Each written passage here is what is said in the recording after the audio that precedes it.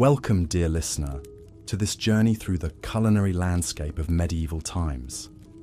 As you settle in for a moment of calm and relaxation, I invite you to share in the comments where in the world you're listening from and what time of day it is for you right now.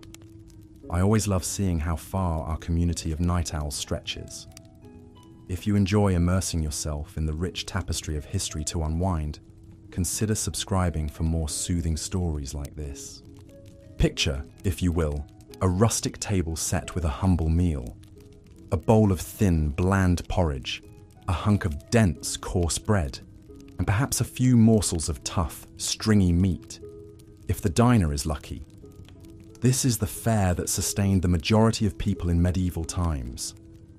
While kings and nobles feasted on lavish multi-course banquets, the average peasant subsisted on a diet that was as meagre as it was monotonous.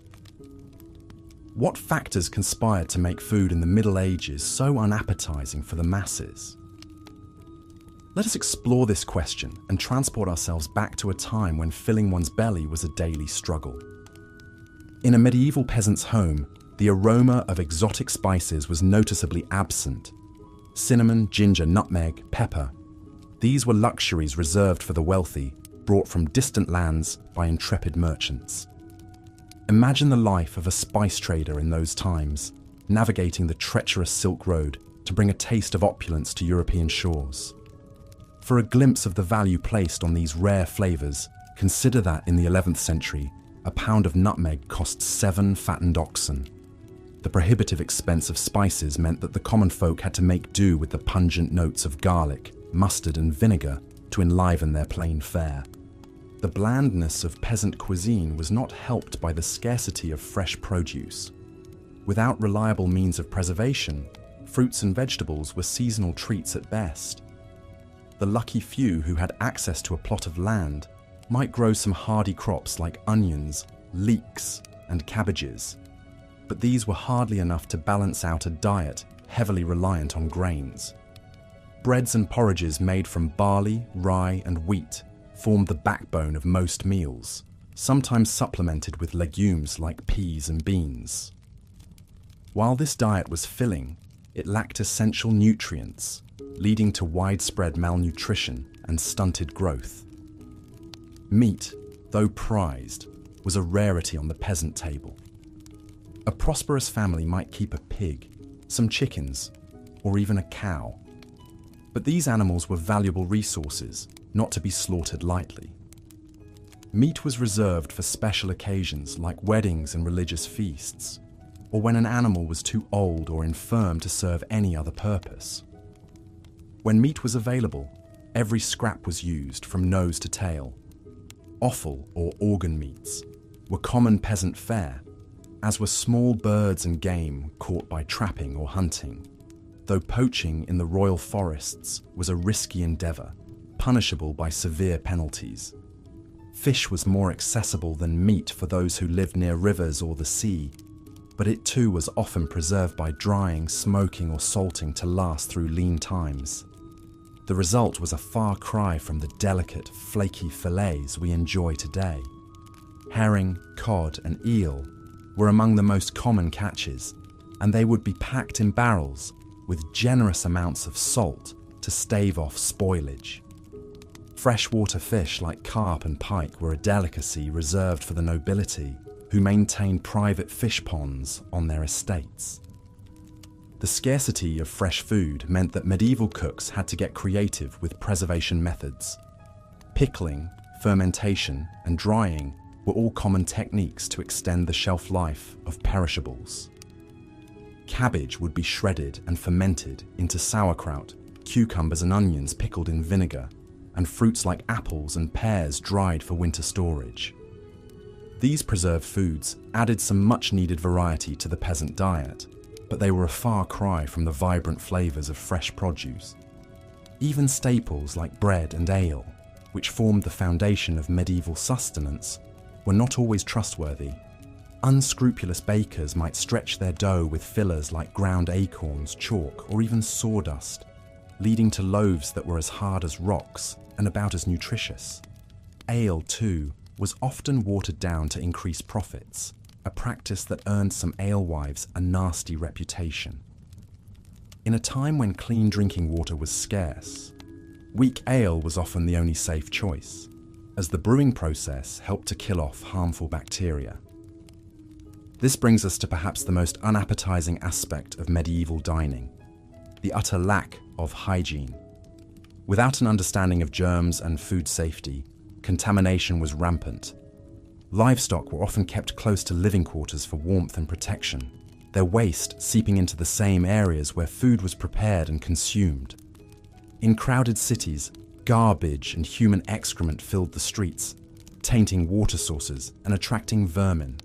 It's no wonder that foodborne illnesses were rampant, with even royalty not immune to the perils of spoiled fare.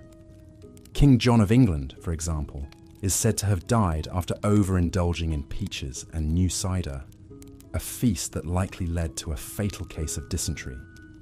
The spectre of disease was never far from the medieval dinner table. The Black Death, which wiped out a third of Europe's population in the 14th century, spread in part due to the unsanitary conditions that allowed rats and fleas to thrive. Food markets were particularly notorious as breeding grounds for pestilence, with flies buzzing around meat stalls and rodents scurrying underfoot.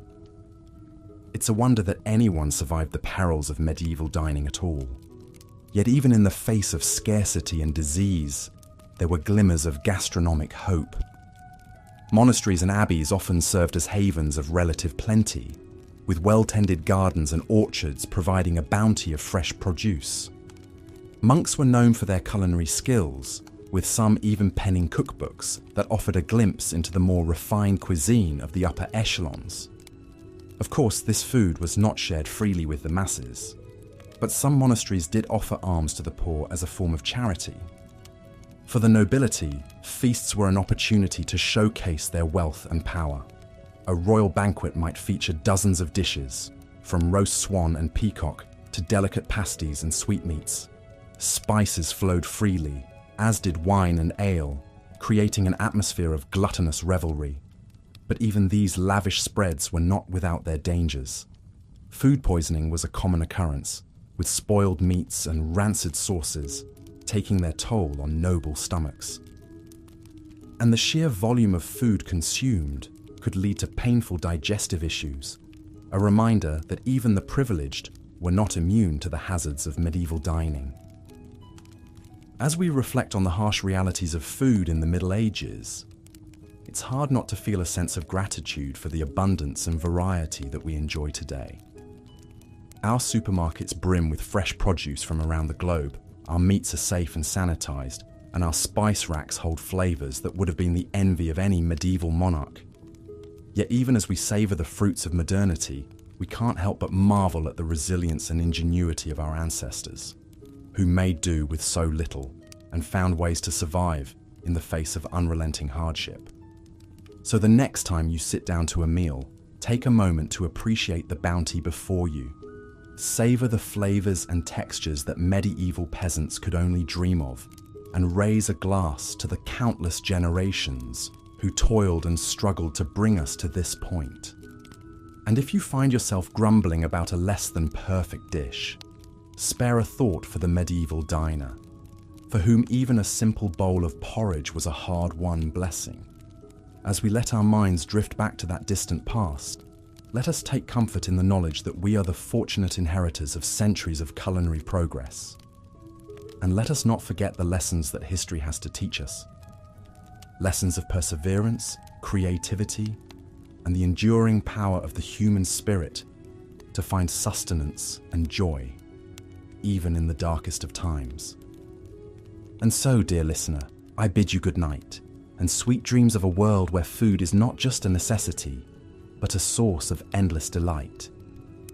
May your own culinary journey be filled with flavor, nourishment, and the warm glow of gratitude for all that we have been given. Until next time, rest well and dream of feasts yet to come. Part 4. Adulterated food and drink. In the dimly lit streets of a medieval city, a baker surreptitiously glances left and right before ducking back into his shop. He pulls out a sack of sawdust and begins kneading it into the dough, stretching his paltry supply of flour. For many bakers, this deception was the only way to eke out a meagre living. Bread was the lifeblood of the medieval diet, but its purity was often compromised. Unscrupulous bakers would add fillers like ground acorns, chalk, or sawdust to extend their dough. What resulted was a coarse, gritty loaf that offered little nutrition.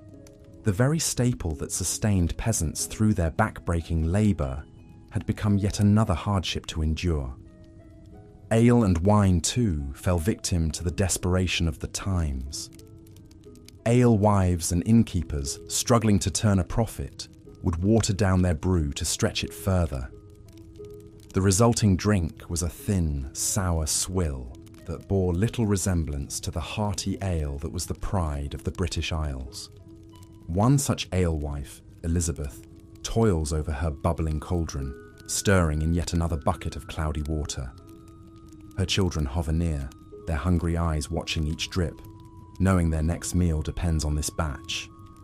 As she ladles out a mug of the watered-down brew, she sighs, remembering the rich, full-bodied ale her grandmother once crafted, a family recipe now lost to necessity.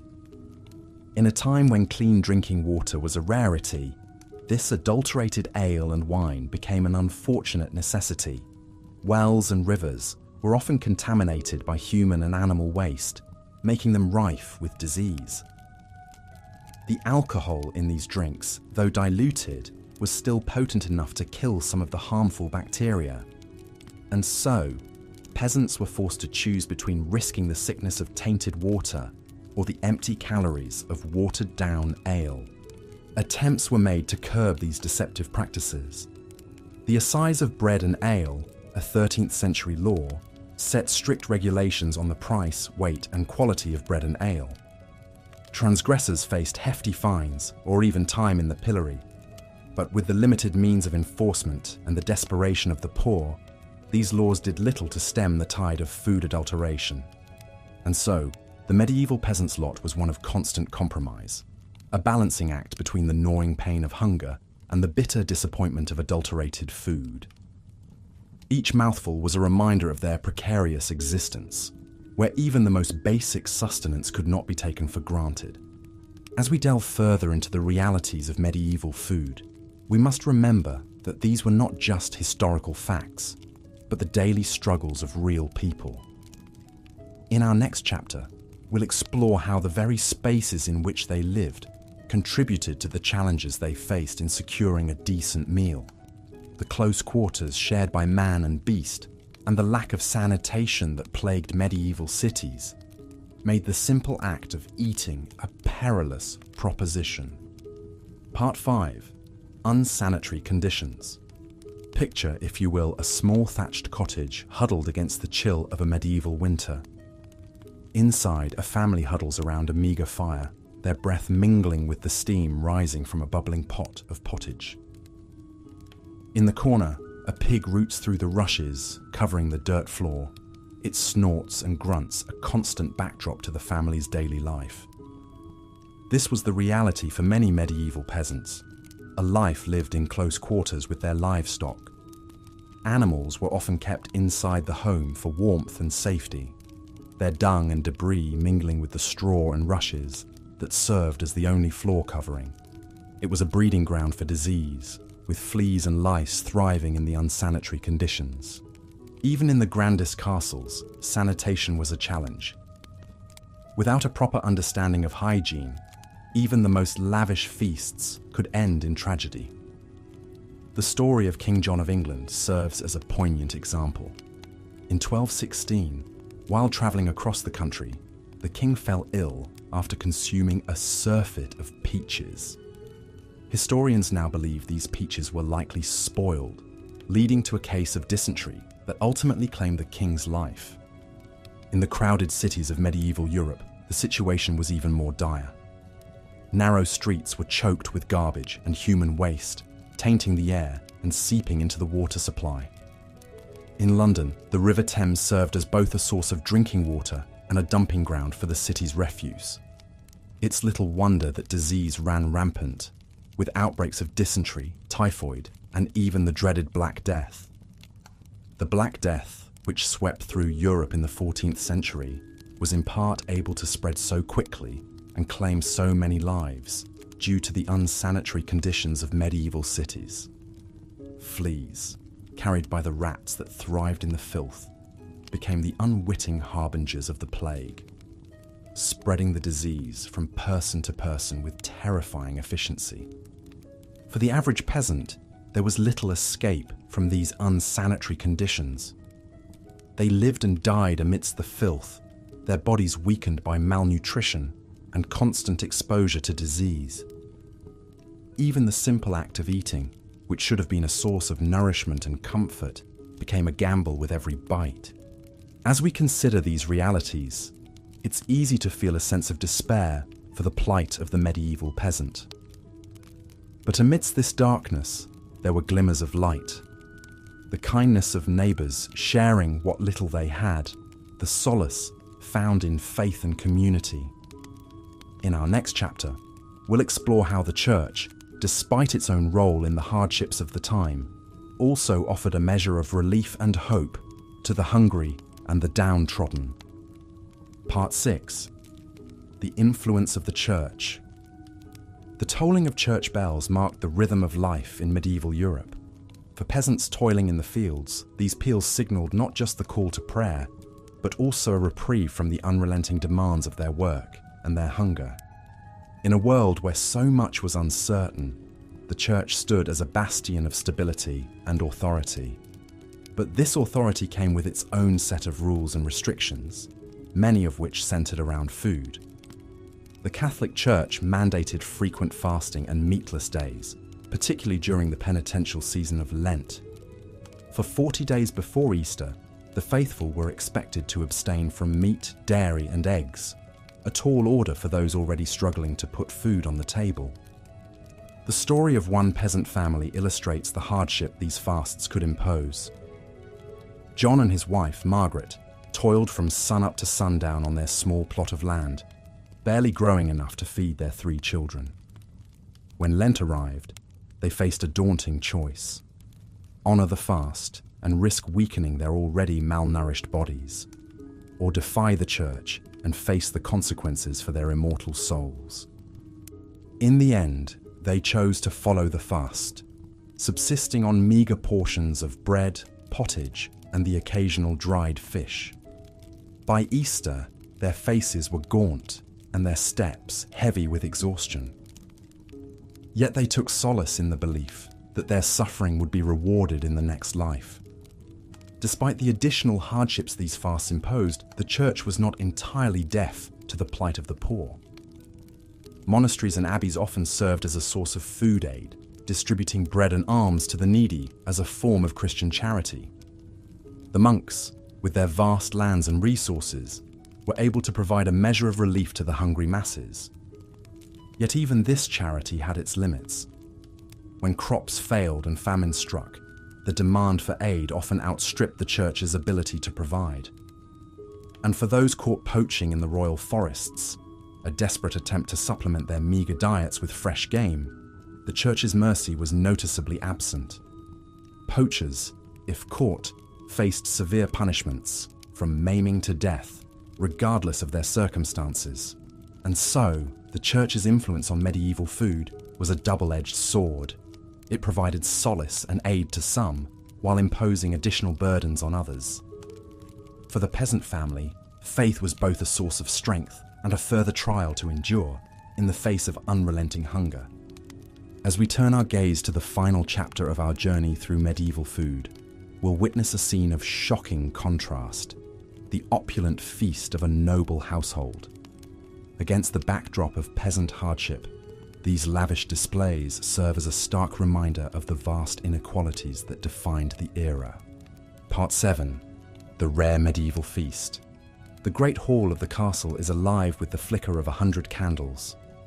Tapestries line the walls, their vibrant threads telling stories of heroic deeds and courtly love. At the head of the room, on a raised dais, the lord and lady preside over a scene of opulence and plenty. Down the center of the hall stretches a massive oak table, groaning under the weight of countless dishes. Whole roasted pigs, their skins crackling and golden, jostle for space with elegant silver platters of delicately spiced peacock. Baskets overflow with fresh-baked manche bread, each loaf as white and soft as a cloud. The air is thick with the aroma of saffron, cinnamon, and cloves, spices so precious they're worth their weight in gold. In the castle kitchens, the master cook orchestrates a symphony of culinary creation. He barks orders at his underlings, who scurry to baste the meats, stir the pots, and plate the elaborate subtleties, sugar sculptures crafted into fanciful shapes of castles and unicorns. For the cook, this feast is a chance to showcase his artistry and ingenuity, to solidify his reputation and secure his place in his lord's favor. As the feast progresses, the diners gorge themselves on a seemingly endless parade of dishes. They tear into the tender flesh of roast venison, sup on creamy almond soup, and savor the delicate flavor of blanc manger, a dish of shredded chicken mixed with rice, milk, and sugar. They wash it all down with goblets of richly spiced wine and frothy ale. But even amidst this revelry, there are reminders of the precariousness of medieval life.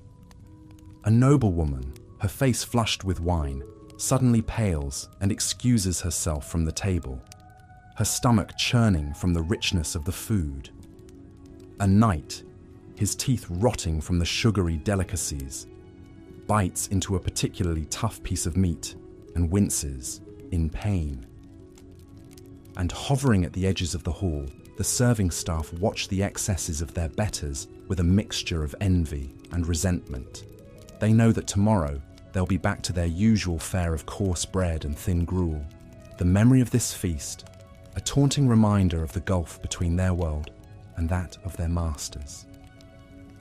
As the last plates are cleared and the final crumbs are swept away, we're left to ponder the stark contrasts of medieval food. For the nobility, feasts were a display of wealth, status, and power, a chance to revel in the finest delicacies the land had to offer. But for the vast majority, food was a daily struggle, a constant battle against scarcity, adulteration, and disease. In our modern world of abundance and choice, it's easy to forget the hardships faced by our medieval ancestors. But by understanding their struggles, we gain a deeper appreciation for the comforts we enjoy today.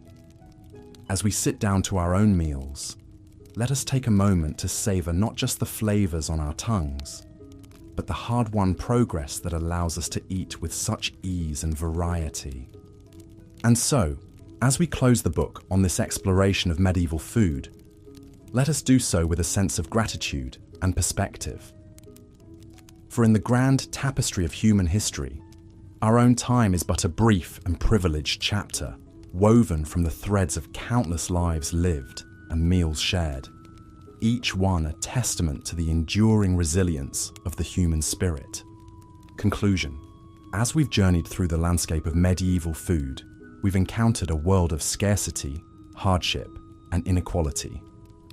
From the bland monotony of peasant pottage to the dangerous fillers in adulterated bread, the challenges of feeding oneself in the Middle Ages were unrelenting. We've seen how the lack of variety in spices, the difficulties of preservation, the unbalanced diets, and the unsanitary conditions all conspired to make medieval food a far cry from the cornucopias we enjoy today. We've witnessed the impact of the Church's fasting edicts, adding spiritual burdens to the already heavy load of the poor. And we've marveled at the opulent feasts of the nobility, a glittering contrast to the grim realities faced by most. But through it all, we've also seen glimmers of humanity's indomitable spirit. The ingenuity of cooks making the most of meager ingredients, the solidarity of communities sharing what little they had, and the solace found in the rituals of faith and feast. In our modern world, it's easy to take for granted the abundance and variety of our food. We can walk into a supermarket and find fruits from South America, spices from Asia, and cheeses from Europe, all neatly packaged and ready to eat. We can dine in restaurants serving cuisines from around the globe, or have a world of flavors delivered right to our doorstep. But imagine, for a moment, transporting a medieval peasant into the aisles of a modern grocery store. The sheer variety would be overwhelming. The vibrant colors of the produce section, the gleaming refrigerated cases filled with milk and eggs, the shelves upon shelves of pre-packaged meals and snacks. It would be like stepping into a fairy tale, a land of unimaginable plenty. And yet, even in our world of culinary riches, we still face our own challenges. We grapple with the environmental impact of our food systems, with issues of access and inequality, and with the health consequences of overabundance. In our quest for convenience and choice, we sometimes forget the value of simplicity, of seasonal eating and local flavors. Perhaps then, there are lessons to be learned from our medieval ancestors. Even as we appreciate how far we've come, we can embrace the joy of sharing a meal with loved ones, the satisfaction of a dish made with care and creativity. We can remember the value of preserving and cherishing the bounty of the earth, rather than taking it for granted. And most of all, we can approach our own meals with a sense of gratitude and wonder, recognizing the incredible journey that food has taken to reach our plates. From the sun-drenched fields, to the bustling kitchens, to the warmth of our own tables. Each bite is a testament to the resilience and ingenuity of the human spirit across the ages. So, as we end our journey through the annals of medieval food, let us raise a glass, or perhaps a humble wooden cup, to the countless generations who came before us. Through their struggles and triumphs, their hunger and their hopes, they laid the foundation for the world we inhabit today. And in honoring their legacy, we can find the wisdom and perspective to build a future where all may eat with joy, with dignity, and with plenty. As the royal cook bustled about the castle kitchens preparing an extravagant feast, most of his fellow countrymen could only dream of such opulence. For the serf toiling in the fields, a meal was a simple affair of coarse bread and pottage, a thin stew of whatever vegetables or scraps could be found. On a good day, there might be a bit of salted pork or dried fish to add some flavor to the gruel-like mix. But more often than not, it was a bland and unsatisfying fare that left the belly only half full. The life of a peasant in medieval times was one of unrelenting hardship, and nowhere was this more apparent than in their daily sustenance. While the nobles dined on exotic dishes, flavored with costly spices from far-off lands, the common folk subsisted on a diet that was as monotonous as it was meager. But even the privileged were not immune to the perils of medieval food. The lavish feasts that were the hallmark of aristocratic life often came with a hidden cost. With no means of refrigeration, food spoilage was a constant threat, and many a noble fell ill, or even died from consuming contaminated fare. The very excesses that were meant to showcase their wealth and status could prove to be their undoing. Such was the fate of King John of England, whose untimely death in 1216 was attributed to a surfeit of peaches. As the story goes, the king was travelling through the town of King's Lynn when he was seized by a terrible case of dysentery. Some say it was brought on by the rich food he had consumed at a nearby abbey, while others blamed the peaches he had eaten with relish. Whatever the cause, the king's condition quickly worsened, and he died a few days later, his reign cut short by a humble fruit. It is a testament to the precariousness of life in the Middle Ages that even the most powerful and privileged were not safe from the dangers that lurked in their food. For the vast majority of people, however, the risks were even greater. In a world where hunger was a constant companion, the temptation to eat spoiled or contaminated food was often too great to resist. This was especially true in times of dearth, when crops failed and food was scarce. During these lean years, people would resort to eating whatever they could find, even if it meant risking their health or even their lives. Acorns, grass, and other wild plants were often ground into a coarse flour to make bread, while animals that had died of disease were sometimes consumed out of desperation. Even in the best of times, medieval food was often adulterated in ways that would be unthinkable today. Unscrupulous bakers would stretch their dough with fillers like sawdust or chalk, while brewers would water down their ale to increase their profits. Such practices were not only dishonest, but also dangerous, as they could lead to serious illness or even death. The alewife who sold her brew in the village tavern was a common figure in medieval life, and one who often bore the brunt of the community's suspicions and resentments. If her ale was weak or sour, she might be accused of adulterating it with noxious substances, or even of practicing witchcraft. In a world where superstition held sway, the line between a bad batch of ale and a deadly poison was often blurred. Despite the many challenges and hardships that medieval people faced in their daily lives, they were not without their small joys and comforts.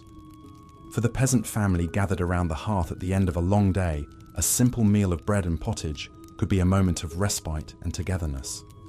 And for the monks and nuns who dedicated their lives to prayer and service, the austere diet prescribed by their religious orders could be a source of spiritual nourishment and discipline. But even in the monasteries and abbeys that dotted the medieval landscape, food was not always a source of comfort or sustenance.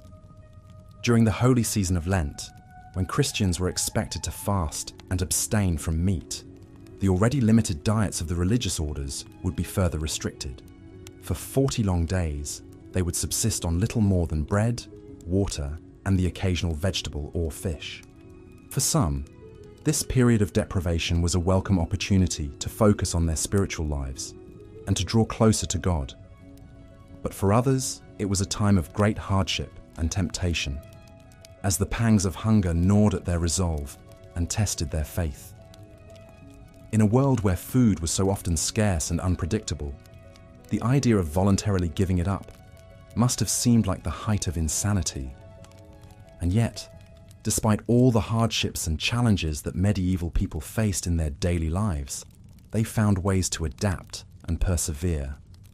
They learned to preserve their food through salting, smoking, and drying, to make the most of the meager ingredients available to them, and to find joy and comfort in the simple pleasures of life. In many ways, the story of medieval food is a story of resilience and ingenuity in the face of adversity. It is a reminder of how far we have come in terms of food safety, variety, and abundance, but also of how much we still have in common with our ancestors. For just as they struggled to put food on the table and to nourish their families, so too do we grapple with the challenges of our own time, from climate change and food insecurity to the pressures of modern life. As we sit down to our own meals, laden with a dizzying array of flavors and ingredients from all corners of the globe, it is easy to forget the hardships and sacrifices that have brought us to this point. But by understanding the history of our food and the ways in which it has shaped our culture and our identity, we can gain a greater appreciation for the abundance and diversity that we enjoy today. So the next time you bite into a juicy apple or savor a slice of warm, crusty bread, take a moment to reflect on the long and winding road that has brought us to this point, and give thanks for the countless generations of farmers, cooks, and laborers who have toiled to put food on our tables, and who have left us a legacy of resilience, creativity, and hope in the face of even the greatest of challenges. Perhaps if a medieval peasant were to somehow be transported to a modern grocery store, they would be overwhelmed by the sheer abundance and variety of food available. They might marvel at the exotic fruits and vegetables from far-off lands, the gleaming displays of meat and fish, and the aisles upon aisles of packaged and processed foods. But they might also feel a sense of unease or even distrust, wondering at the hidden costs and compromises that have made such abundance possible. They might question the methods by which our food is grown and raised, the additives and preservatives that keep it fresh and appealing, and the impact that our food choices have on our health, our environment, and our communities. In the end, the medieval peasant might simply shake their head in wonder and return to their own time, content with the simple fare that has sustained them for generations. For while our modern food system may offer us greater choice and convenience than ever before, it is not without its own challenges and drawbacks. And just as the medieval peasant had to learn to make do with what they had, to find joy and sustenance in the face of scarcity and hardship, so too must we learn to navigate the complexities of our own food landscape.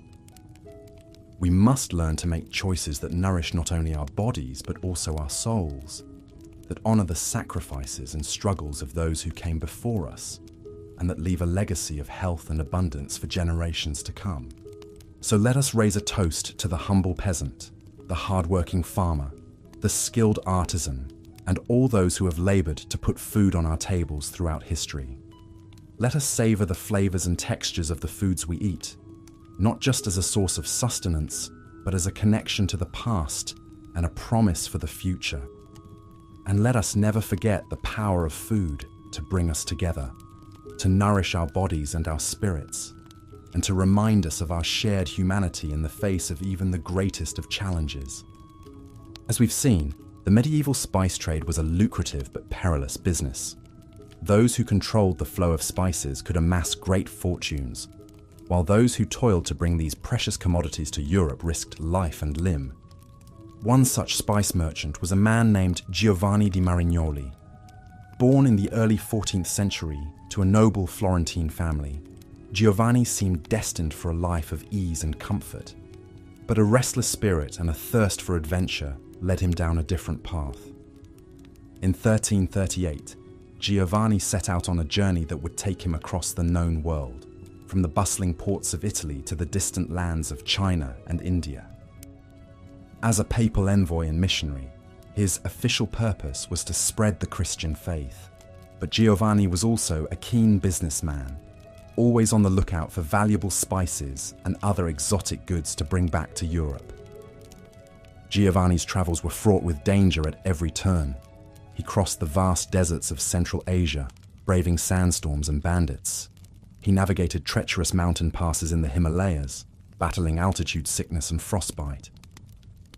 He sailed the storm-tossed seas of the Indian Ocean, praying to survive each monsoon season. But for all the hardships he endured, Giovanni was also enchanted by the wonders he encountered. He marveled at the gleaming white palaces of Khan Balik, the Mongol capital later known as Beijing. He admired the pious devotion of the Thomas Christians in southern India.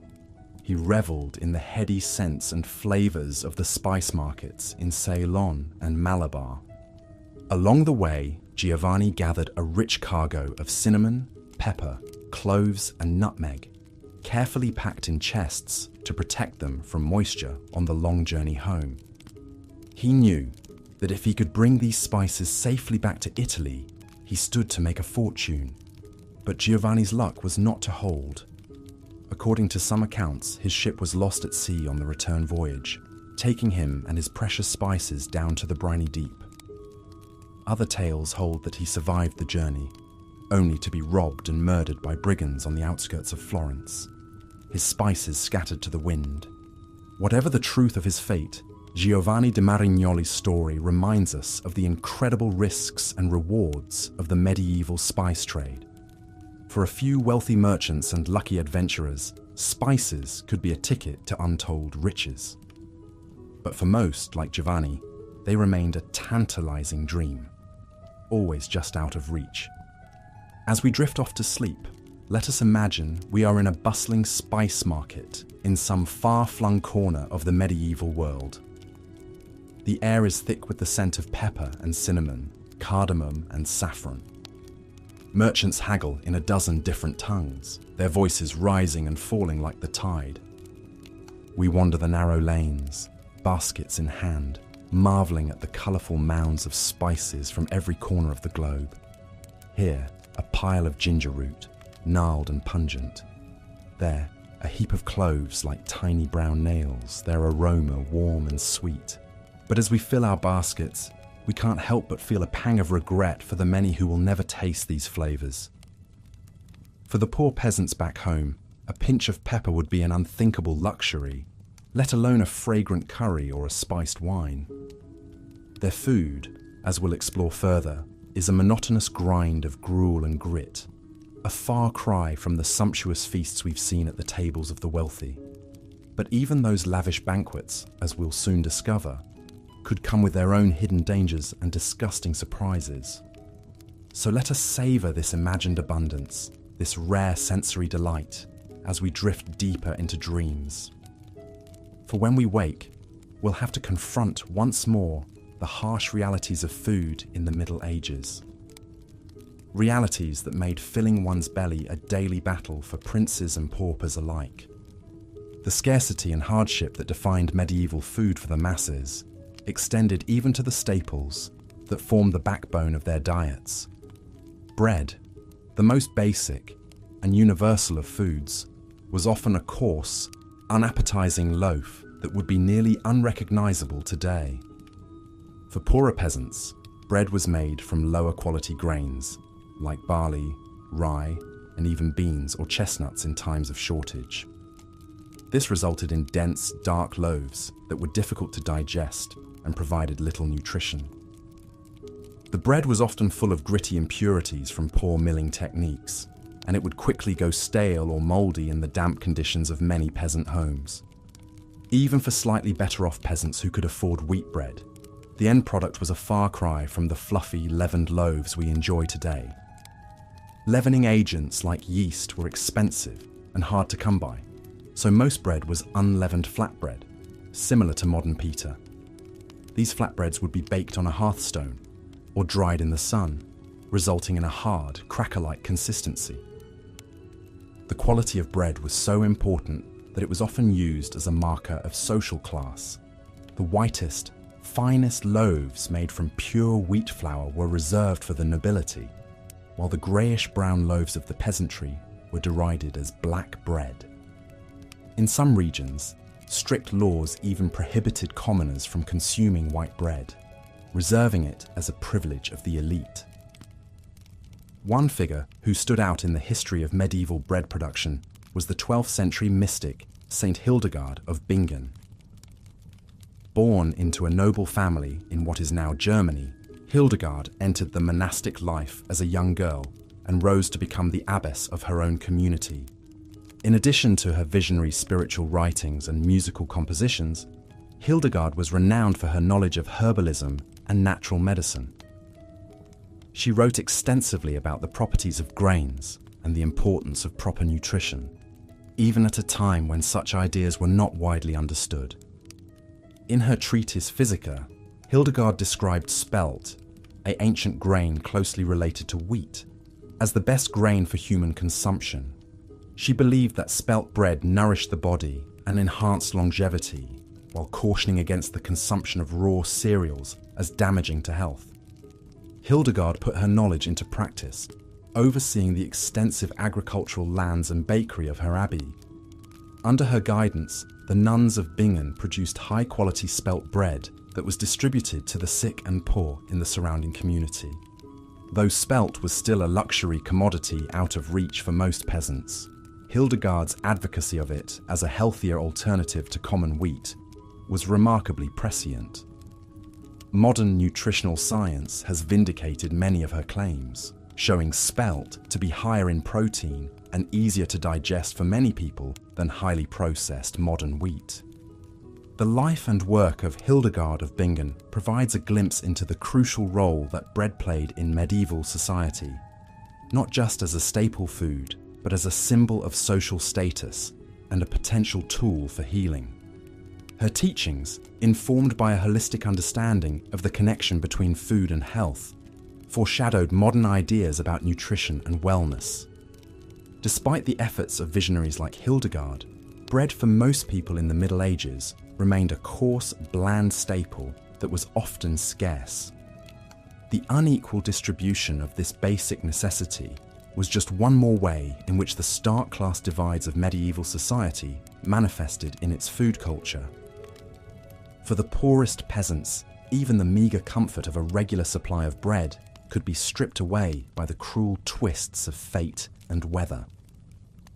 In times of drought, flood, or blight, when grain crops failed, the spectre of famine loomed large over medieval communities. During these dreaded years of dearth, food prices would skyrocket while wages plummeted, leaving many peasants unable to afford even a basic subsistence. With no social safety net to rely on, the poorest were left to starve or resort to desperate measures like eating bark, grass, or even cannibalism in the most extreme cases.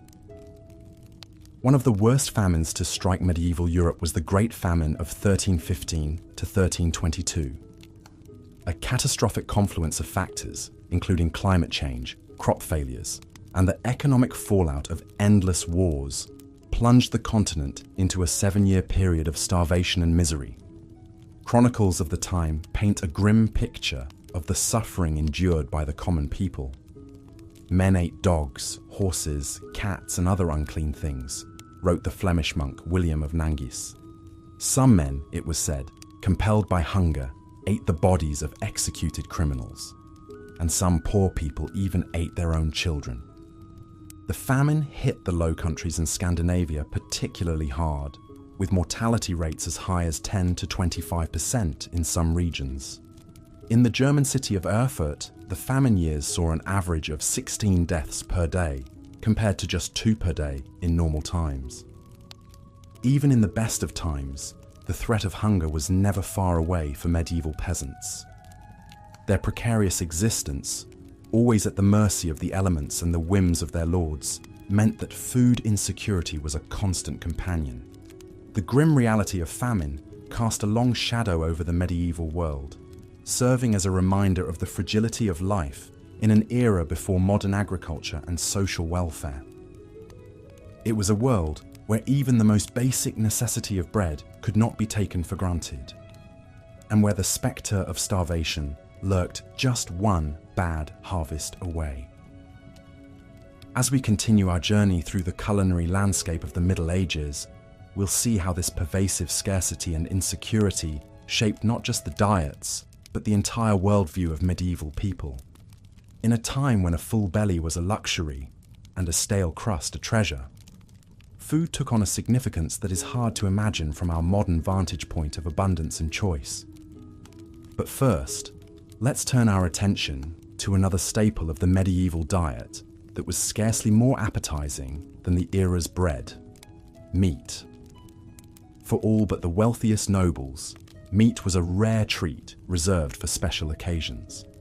And when it did appear on the menu, it often came in forms that would turn the stomachs of modern diners.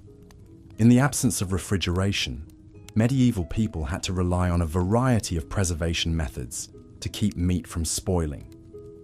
Salting was the most common technique, with heavily salted meats being a staple of winter diets. But the salt itself was often of poor quality, full of impurities that could make the meat taste bad or even cause illness. Smoking and drying were also used to preserve meats, particularly in the form of sausages and hams. These could keep for longer periods, but would become hard and unappetizing over time, with a texture more akin to leather than to the juicy, tender meats we enjoy today. For most peasants, meat usually meant tough, stringy cuts from older animals that were no longer useful for milk or labor. Beef was rarely eaten by commoners, as cattle were simply too valuable to slaughter. Pork and poultry were somewhat more common, but were still luxury items for most. The type and amount of meat in medieval diets varied significantly by region and social status. In Slavic regions and parts of Scandinavia, people largely relied on freshwater fish rather than terrestrial meat. Hunting was a cherished privilege of the nobility, who jealously guarded their exclusive rights to venison and other game meats. One vivid glimpse into the inequality of medieval meat consumption comes from the records of King Richard II's cooks in the late 14th century. For a single royal feast in 1387, the kitchens prepared 2,000 chickens, 400 sheep, 500 stags, and 1,000 little pigs. Fare fit for a king indeed. In contrast, a peasant family might expect to eat meat only a handful of times per year, usually on major religious holidays like Christmas and Easter. Even then, the cuts would be meagre and have been scrupulously saved for months. But for one brief moment in the history of medieval England, the humble peasantry got a taste of the bounty usually reserved for their betters. In the aftermath of the Black Death, which killed up to half the population in the mid-14th century, the massive labour shortage gave surviving peasants newfound bargaining power. With fewer mouths to feed and a surplus of land, many peasants found themselves in the novel position of being able to demand higher wages and better living conditions. For a few short decades, the standard of living for English commoners actually improved markedly.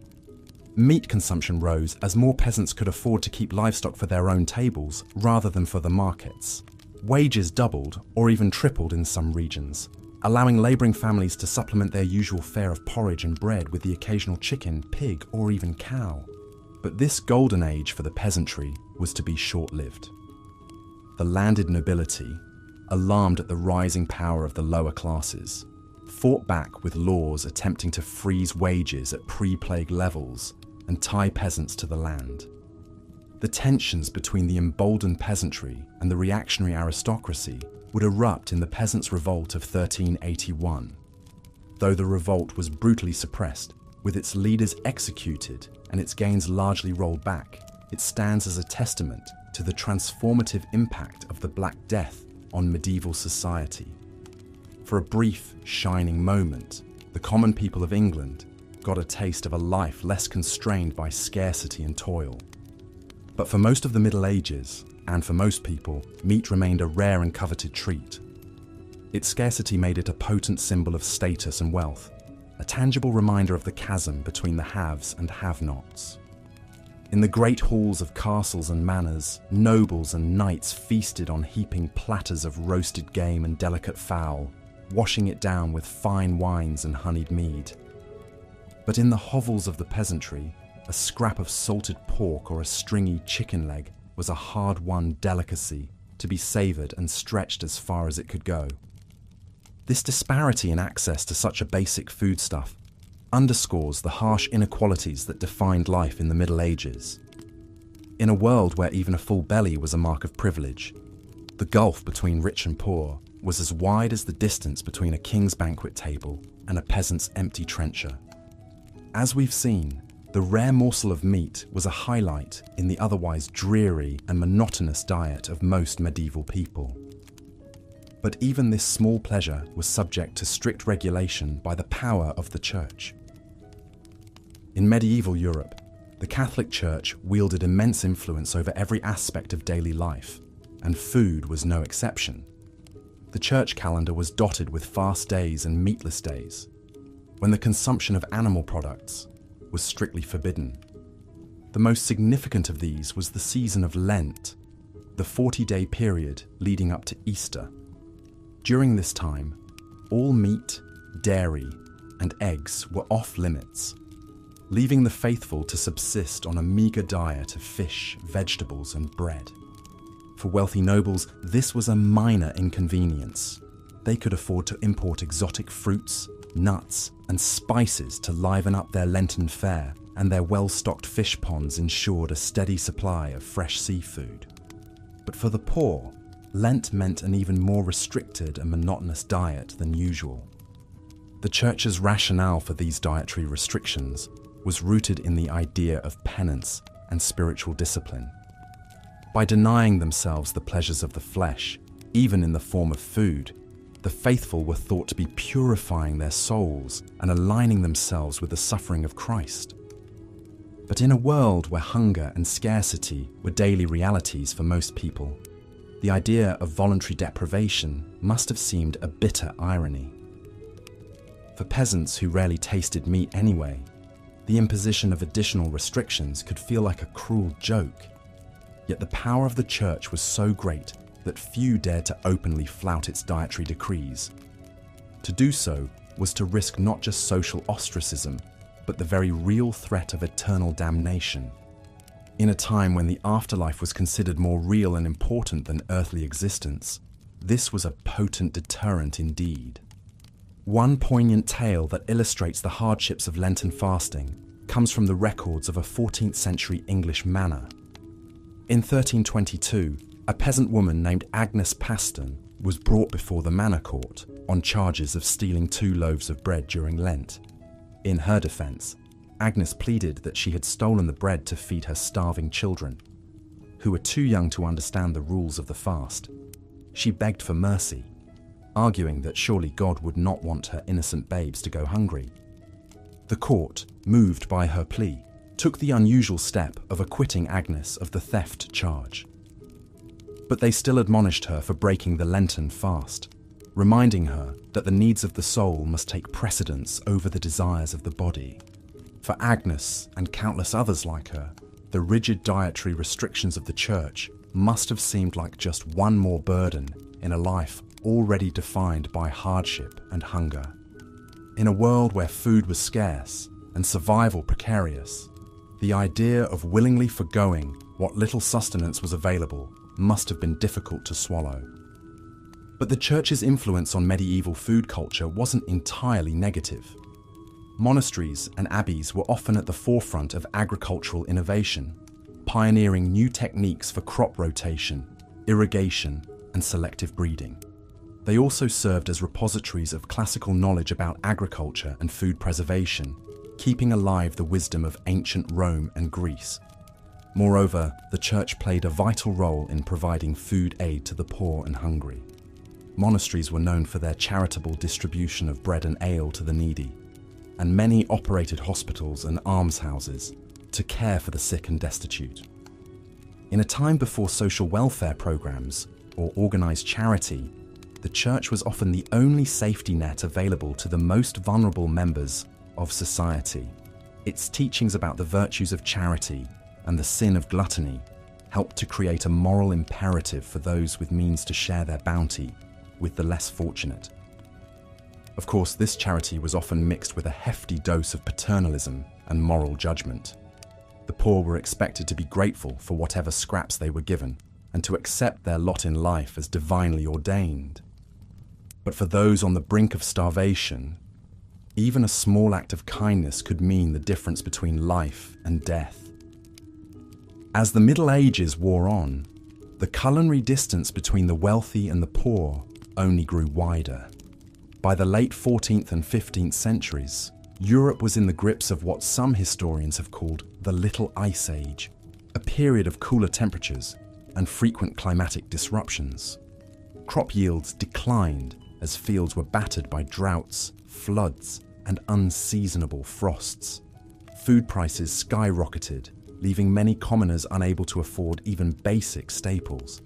At the same time, the Black Death and subsequent waves of plague had decimated the population, leading to labor shortages and rising wages. In response, the nobility and emerging merchant class doubled down on conspicuous consumption as a way to display their wealth and status. Lavish banquets featuring exotic dishes and opulent displays of sugar sculptures and gilded peacocks became the order of the day.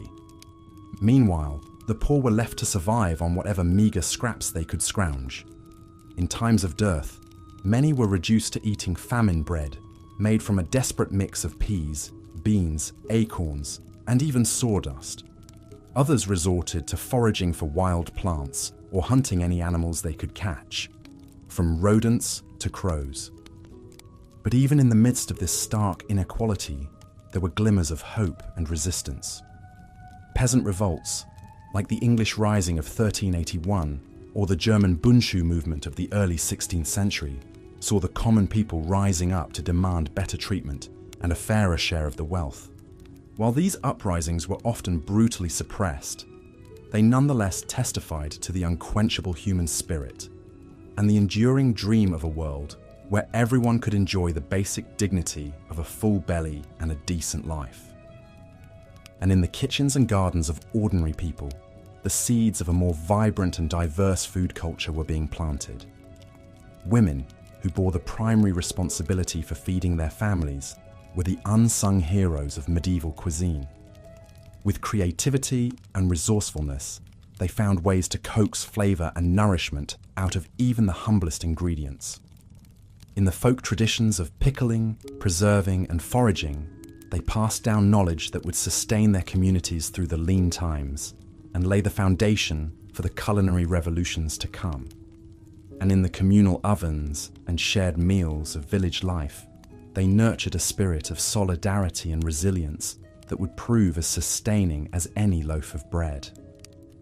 So while the story of food in the Middle Ages is undoubtedly one of hardship and deprivation, it is also a story of ingenuity, resilience, and hope. In the face of scarcity and oppression, medieval people found ways to nourish not just their bodies, but their spirits, to find joy and communion in the simple act of sharing a meal. As we look back on this distant and often difficult past, we can take inspiration from their example. In a world that is still riven by inequality and hunger, their story reminds us of the fundamental human right to food and the vital importance of fighting for a more just and sustainable food system. And in our own kitchens and around our own tables, we can honor their legacy by cherishing the abundance we enjoy and remembering always to share it with those who have less. For in the end, the true measure of a society is not in the opulence of its feasts, but, as we've seen, for the vast majority of people in medieval Europe, food was a daily struggle of scarcity, monotony, and even danger. But there was one place where the food was always abundant, always varied, and always exquisite: the royal court. While peasants subsisted on gruel and stale bread, nobles feasted on the finest delicacies the land had to offer. Imagine being the royal cook, entrusted with the monumental task of preparing lavish meals for the king and his court.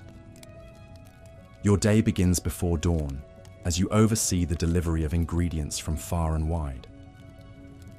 Wagons rolled into the castle courtyard, laden with barrels of wine from Burgundy, wheels of cheese from the Alps, crates of spices from the Orient. The king's huntsmen rode in with deer and boar slung over their saddles, ready to be transformed into savory roasts and pies. In the cavernous castle kitchens, a small army of servants bustled about under your command. Fires roared in the great hearths as spits turned slowly, roasting meats to perfection. Cauldrons bubbled with fragrant stews and soups, while bakers kneaded dough for bread and pastries. The air was thick with the aroma of exotic spices: cinnamon, cloves, nutmeg, cardamom, each worth more than their weight in silver. As the hour of the feast approached, you put the finishing touches on your creations. A magnificent roast swan, its plumed neck curving gracefully on the platter. A gleaming aspic, studded with gems of fruit and topped with gold leaf. A towering subtlety in the shape of the king's coat of arms, painted in vibrant hues. Each dish was a work of art, crafted to delight the eye as much as the palate. When at last the noble guests filed into the great hall and took their seats, it was time for your masterpieces to be unveiled. Servants paraded the platters in, presenting each to the high table with a flourish. The guests oohed and ahed as they were served, marveling at the bounty before them. For a few glorious hours they dined like gods, sampling delicacies from every corner of the known world. But even here, in the rarefied realm of the royal court, the spectre of illness lurked behind the splendor. For all their expense and artistry, even the most sumptuous dishes could harbor deadly spoilage. And the sheer excess of the feast often led to overindulgence, as nobles gorged themselves far past the point of satisfaction. It was not unheard of for a courtier to literally eat himself to death, felled by his own gluttony. So, while the royal feast may have stood in stark contrast to the meagre rations of the common folk, it was not without its own perils. In a world without refrigeration or food safety standards, no one was truly safe from the dangers of the dining table. Rich or poor, the medieval relationship with food was always a precarious one. Today, we can scarcely imagine the hardships that our ancestors endured simply to fill their bellies. The poorest among us have access to a variety and quality of food that would have been unthinkable even for medieval kings. We can walk into a gleaming supermarket and find fruits and vegetables from every season, meats and cheeses from every continent, spices and sauces from every cuisine. We can eat what we want, when we want, without fear of famine or food poisoning. But perhaps, in our abundance, we have lost something as well. The medieval peasant, for all his suffering, likely felt a deep connection to the land and the turning of the seasons. He knew intimately the sweat and toil that went into every mouthful. While we may pity him his limited options, he would likely look upon our pre-packaged, mass-produced meals with a mixture of wonder and horror.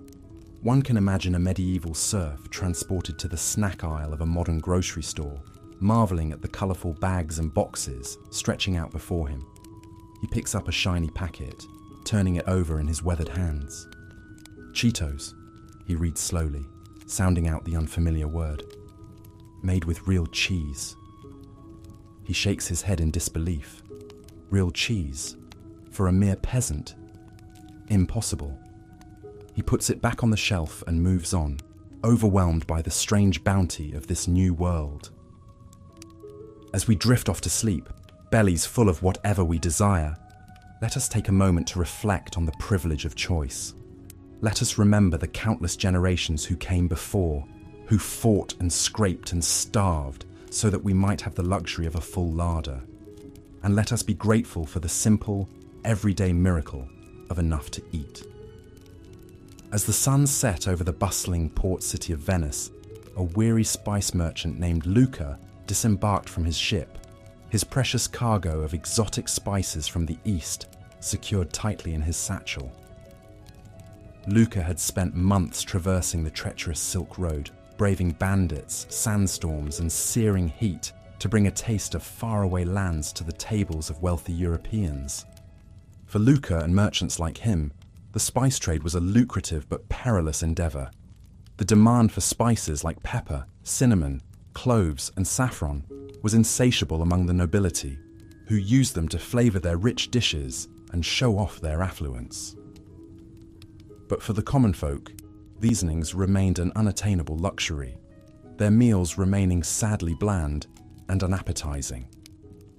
As Luca navigated the winding canals of Venice to deliver his wares to his wealthy clientele, he couldn't help but reflect on the stark divide between the opulent feasts of the rich and the meagre rations of the poor. While nobles dined on succulent roasts, flavoured with exotic spices, peasants subsisted on little more than coarse bread and watery porridge, their palates never knowing the lively tang of pepper or the warm, sweet embrace of cinnamon. The life of a spice merchant was one of constant movement and danger, with fortunes won and lost on the whims of the sea and the shifting sands of the desert.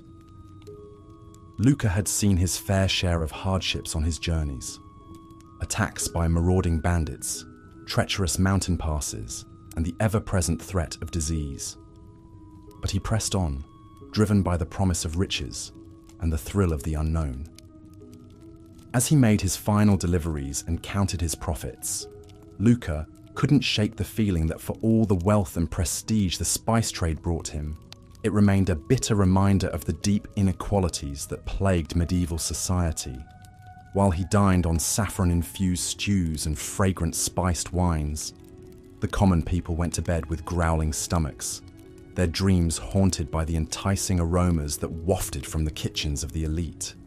With a heavy heart, Luca retired to his lavish villa for the night, knowing that tomorrow he would once again set sail for distant lands, chasing the promise of fortune and leaving behind a world where the simple pleasure of a flavorful meal remained an unattainable dream for most.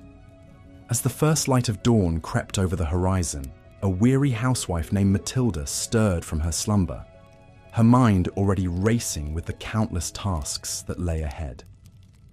For Matilda and countless other women across medieval Europe, The arrival of autumn heralded not a season of bountiful harvests and joyous feasts, but rather a time of ceaseless labour and gnawing anxiety about the looming spectre of winter. With the days growing shorter and the nights turning colder, Matilda knew that she had precious little time to preserve what meagre crops her family had managed to coax from the unyielding earth. Every scrap of food was precious, and nothing could be allowed to go to waste, lest they face the unthinkable prospect of starvation in the bleak months ahead.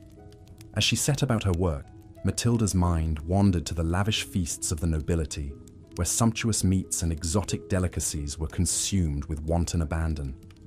For her and her fellow peasants, such extravagances were little more than cruel jests, taunting reminders of the vast chasm that separated the haves from the have-nots in the rigid hierarchy of medieval society.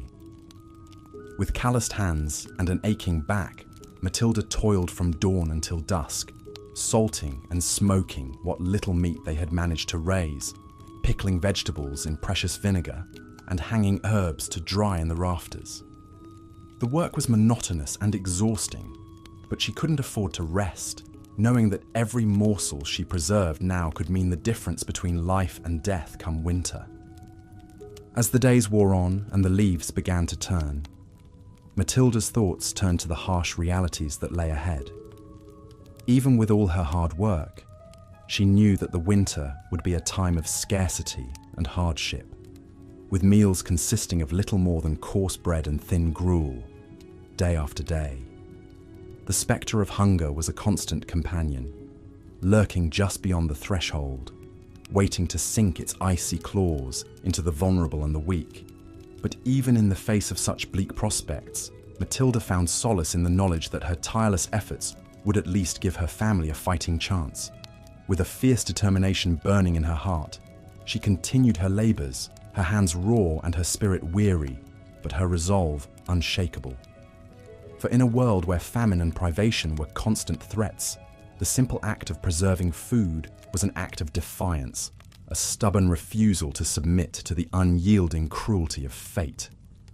As the first snowflakes began to fall and the chill winds of winter swept across the land, Matilda could only pray that her labours had been enough. With a heavy heart and an empty larder, she prepared to face the long, dark months ahead, knowing that for her and countless others like her, the struggle for survival was only just beginning. In a grand castle nestled amidst rolling hills and verdant forests, a lavish feast was underway, the great hall filled with the raucous laughter and clinking of goblets as nobles from far and wide gathered to partake in an extravagant display of wealth and power. At the head of the table sat the lord of the manor, his bejeweled fingers tearing into a succulent roast swan, its delicate flesh flavoured with exotic spices from distant lands. All around him, the tables groaned under the weight of countless delicacies, savoury meat pies, rich stews, and decadent pastries, each one a testament to the skill of the castle's master chefs. The air was thick with the aroma of roasting meats and the heady scent of mulled wine, a sensory feast that stood in stark contrast to the meagre rations of the serfs toiling in the fields beyond the castle walls. For these lowly peasants, the very notion of such a feast was little more than a cruel fantasy, a tantalizing glimpse of a world forever beyond their reach. As they huddled in their draughty hovels, their bellies gnawing with hunger, they could only dream of the rich flavors and sumptuous textures that graced the tables of their betters. Their own meals, if they could even be called that, consisted of little more than a thin gruel made from whatever scraps and leftovers they could scrounge together.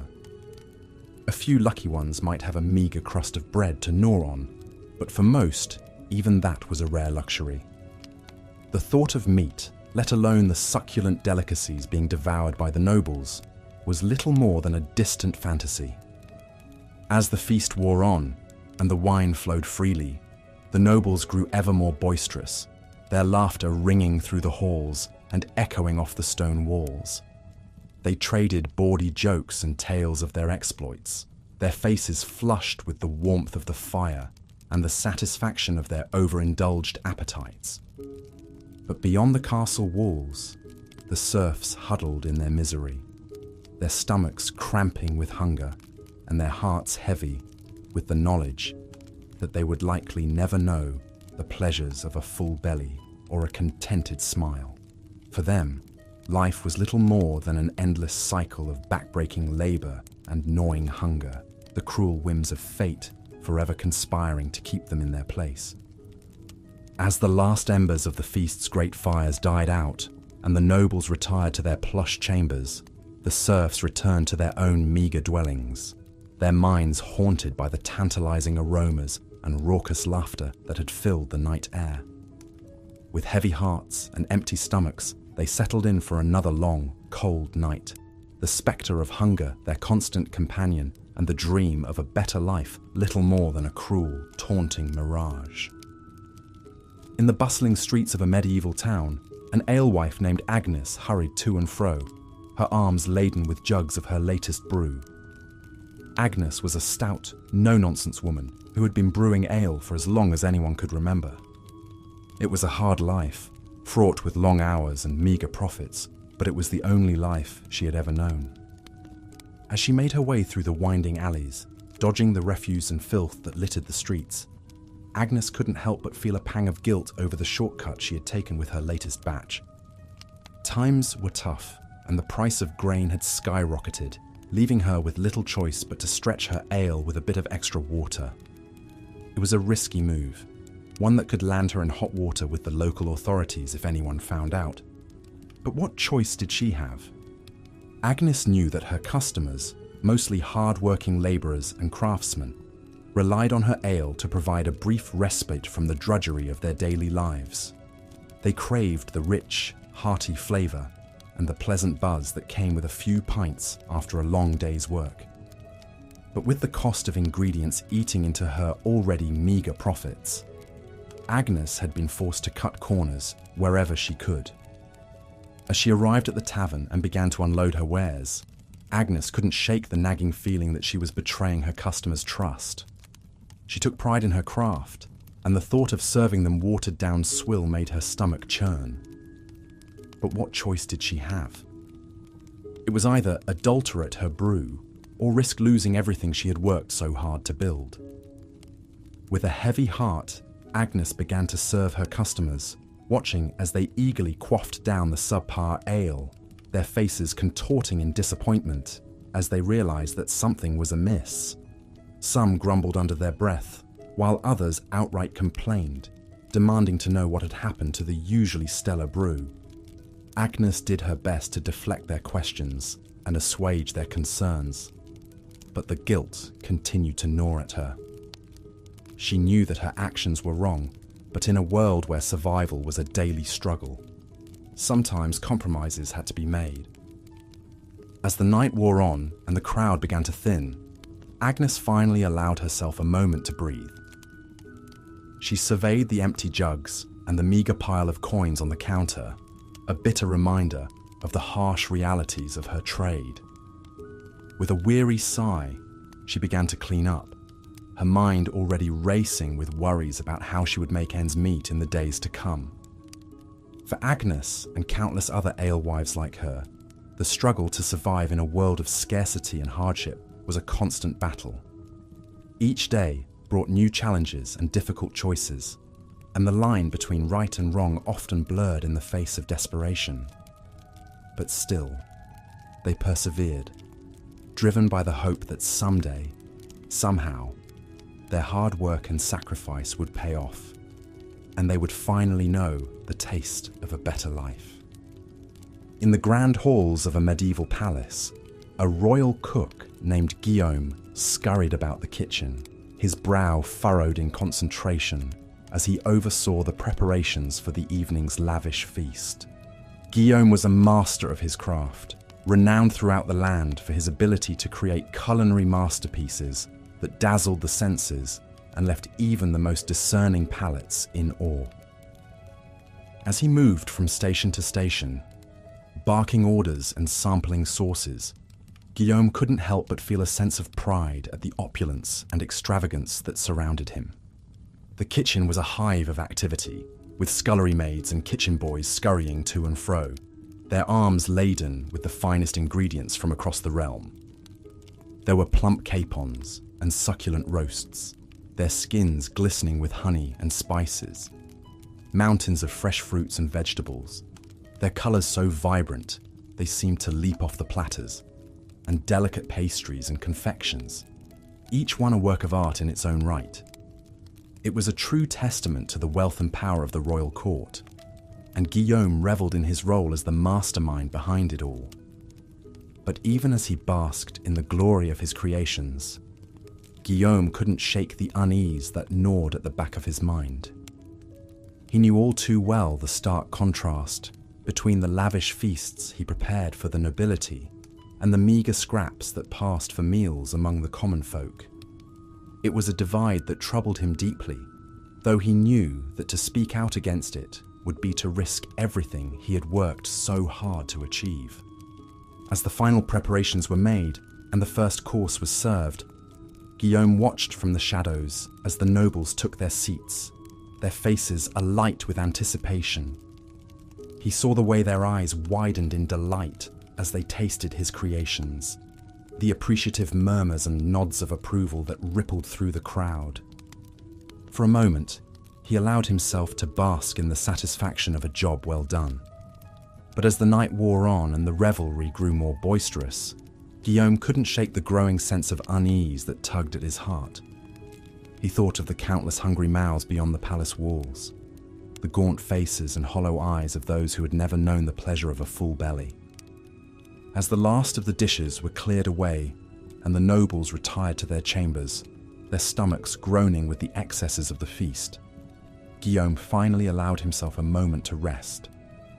He slumped against the kitchen wall, his eyes closed, and his heart heavy with the weight of the injustices he had witnessed.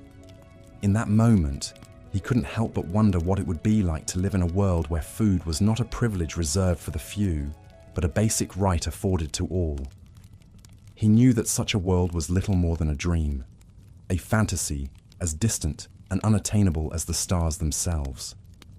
But still, he couldn't help but hope that someday, somehow, things might change, and the plenty he created in the palace kitchens might find its way to those who needed it most.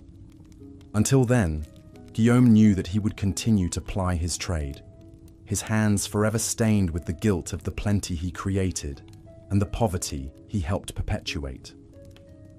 It was a burden he would carry with him always, a constant reminder of the cruelty and inequality that lay at the heart of the medieval world.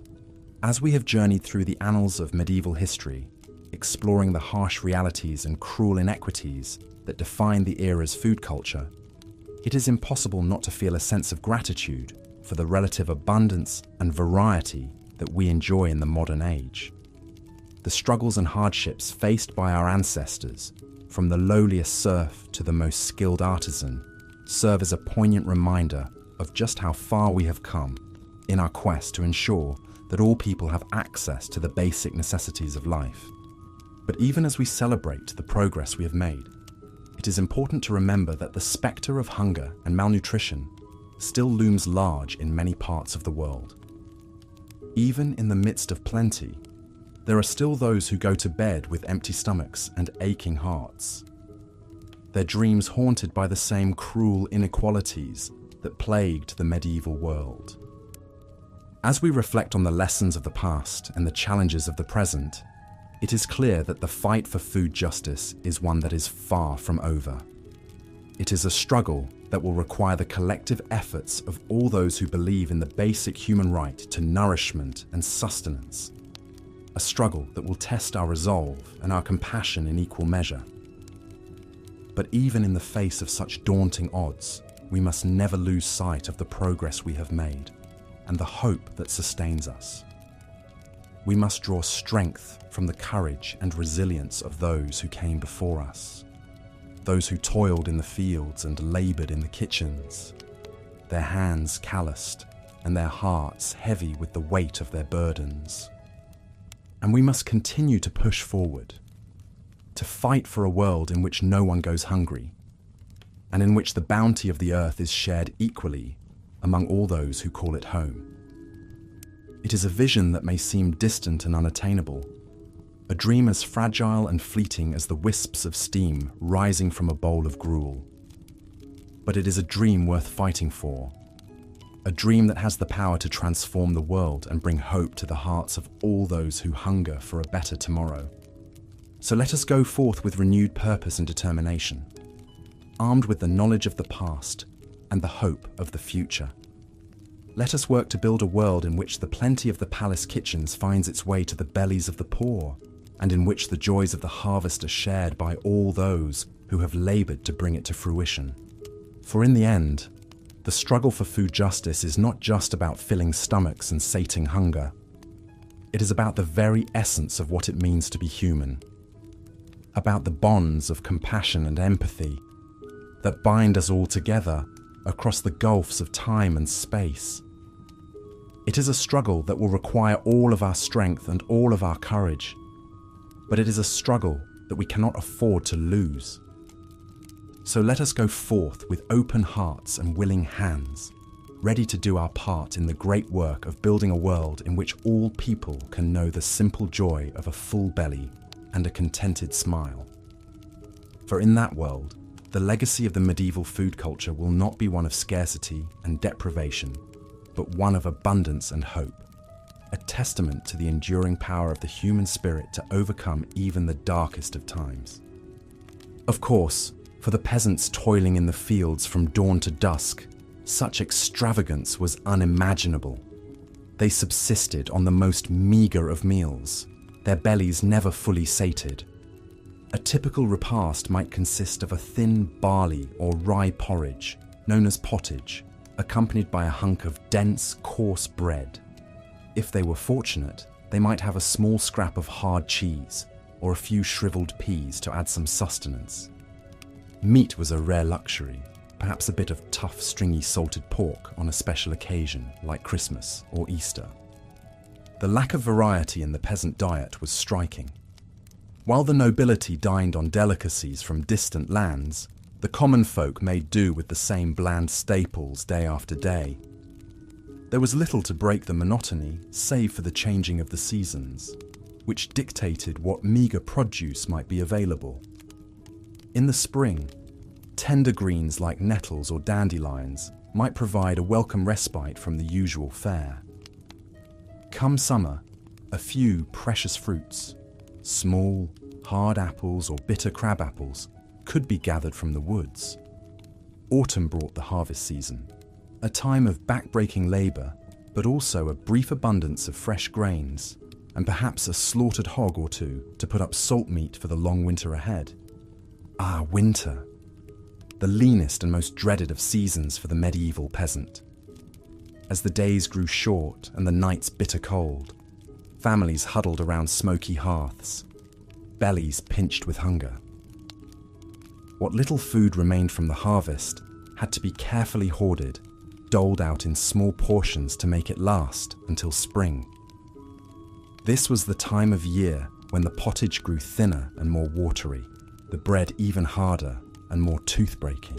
Starvation was a constant spectre, waiting to claim the weak and vulnerable. It's hard for us to imagine such a precarious existence where a single failed crop could spell doom for an entire village. Yet for most people in the Middle Ages, this was the grim reality of daily life. They lived at the mercy of the elements, the nobility, and the often cruel whims of fate. A mouth to feed was a burden as much as a blessing, another empty belly to fill from limited resources. Even those slightly higher up the social ladder, like skilled craftsmen or prosperous freemen, rarely enjoyed much better fare than their poorer neighbours. A bowl of pottage might be enriched with a bit of precious butter or a scrap of meat. But the fundamental monotony remained. The same could be said for the monks in their abbeys and monasteries. While they generally ate better than the laity, subsisting on bread, cheese, fish, and ale, their diet was still quite Spartan by modern standards. Rich spices and exotic ingredients were reserved for the tables of the nobility. Speaking of ale, it was the common drink of the Middle Ages, consumed by young and old alike. Clean drinking water was often scarce, and the fermentation process provided some protection against waterborne illnesses. But even this small comfort could be adulterated by unscrupulous brewers stretching their product with unsavory additives. Dishonest bakers might do the same with bread, mixing the precious wheat flour with cheaper grains, bran, or even sawdust and chalk. Such deceits were officially frowned upon and could be harshly punished if discovered, but the desperate realities of the time made them all too common. This was a world where food was a daily struggle, a relentless cycle of toil and hunger for all but a privileged few. The nobles in their grand halls, dining on elaborately prepared dishes and fine wines, seemed to inhabit an entirely different plane of existence from the grimy, half-starved peasants working their lands. It was a stark divide, one that bred resentment and sometimes open rebellion. But more often, it bred a sort of grim resignation, an acceptance that this was simply the way things were. A peasant's lot was to suffer and endure, to eke out a meagre living from an unforgiving land and hope for a better life in the hereafter.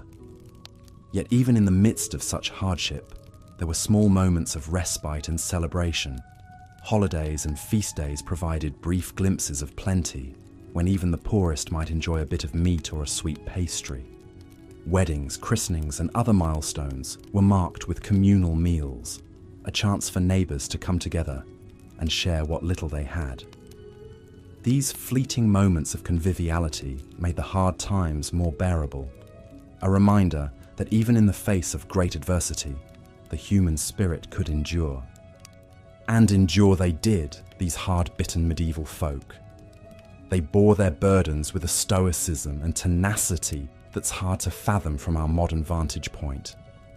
They faced each day with grim determination, knowing that survival depended on their own hard work and cunning.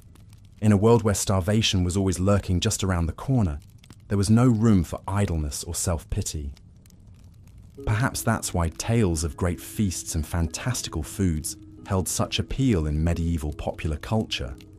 In a society where hunger was the norm, stories of tables groaning under the weight of succulent meats, fresh fruits, and sweet delicacies offered a tantalizing escape from reality.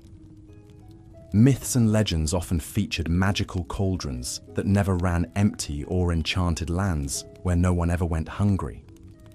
These fanciful tales spoke to a deep, unquenchable yearning for plenty in a world defined by scarcity. But while the medieval peasant might dream of such wonders, their daily reality remained one of unrelenting hardship. The spectre of famine was never far away, ready to descend at the first sign of blight or drought. And even in good times, the diet of the common folk was woefully inadequate by modern nutritional standards. Heavy on grains and light on pretty much everything else, it left much of the population malnourished and susceptible to disease. This chronic malnutrition had far-reaching effects on medieval society. It stunted growth, weakened immune systems, and made childbirth even more perilous than it already was. It sapped strength and vitality, leaving peasants ill-equipped to handle the back-breaking labour that was their lot in life. And it contributed to the general sense of misery and desperation that hung over so much of the medieval world like a pall. Yet despite it all, life went on. Crops were planted and harvested, babies were born and raised, and the great wheel of existence kept turning. The medieval peasant might not have had much in the way of material comforts, but they had their faith, their family, and their community to sustain them. They found joy where they could, in the simple pleasures of a warm fire on a cold night or a full belly after the harvest feast. And they endured season after brutal season with a resilience and fortitude that's hard not to admire. So the next time you sit down to a meal, take a moment to savor the incredible variety and abundance at your fingertips. Spare a thought for your medieval ancestors who lived and died by the whims of the harvest. and be grateful for the centuries of progress and plenty that separate us from those grim, hungry times. Because while the medieval peasant might have dreamed of a magical land of endless feasts, we're lucky enough to live in a world where that dream is tantalizingly close to reality. And that's a privilege we should never take for granted. The plight of the medieval peasant was further compounded by the unbalanced nature of their diets. While the nobility feasted on a cornucopia of meats, fruits, and vegetables, the average serf subsisted on a meagre fare dominated by grains. Porridge, gruel, and coarse bread formed the backbone of their sustenance, supplemented by whatever small morsels they could eke out from their labours. A typical peasant family might count themselves fortunate to have a cow, a pig, or a small flock of chickens. However, the milk, eggs, and meat these animals provided were a rare treat, reserved for special occasions or times of dire need. More often than not, any surplus was sold or paid as rent to their feudal lord, leaving little for the family's own consumption. Imagine, if you will, the stark contrast between a noble's lavish feast and a serf's humble meal. In the great hall of the castle, the tables groan under the weight of roasted meats, savoury pies, exotic fruits, and fine cheeses. The air is filled with the aroma of saffron, cinnamon, and cloves, as richly attired lords and ladies dine with gusto. Meanwhile, in the cramped hovel of a peasant family, a pot of thin gruel bubbles over the fire. The mother carefully portions out the meagre serving, ensuring each member of the family receives just enough to stave off the gnawing hunger in their bellies. The children's eyes widen at the sight of a small crust of bread, a precious addition to their usual fare. The unbalanced nature of the peasant diet took a heavy toll on their health. Malnutrition was rampant, weakening the immune system and leaving the population vulnerable to disease. Scurvy, caused by a lack of vitamin C, was a common affliction, leading to bleeding gums, loose teeth, and eventually death if untreated. In times of famine, known as seasons of dearth, the situation became even more dire. Crop failures due to drought, flooding, or pests could spell disaster for entire regions. With no reserves to fall back on, peasant families were left to starve, their weakened bodies succumbing to hunger and disease. One particularly harrowing tale comes from the chronicler Henry of Livonia, who described a famine in the early 13th century. He wrote of peasants driven to such desperation that they resorted to eating dogs, cats, and even the corpses of the dead. While such extreme measures were rare, they serve as a grim reminder of the precarious nature of life for the medieval peasantry. The unequal distribution of food in medieval society was a stark reflection of the rigid class hierarchy that defined the era. While the nobility enjoyed a varied and plentiful diet, the vast majority of the population lived on the brink of starvation, their meals a monotonous and meagre affair. This disparity would persist for centuries, with only gradual improvements in agricultural techniques and social reforms slowly narrowing the gap. As we continue our journey through the culinary landscape of the Middle Ages, we turn our attention to another scourge that plagued the populace: adulterated food and drink. In a time before strict regulations and quality control, unscrupulous merchants and producers often resorted to cutting corners and deceiving their customers in the name of profit.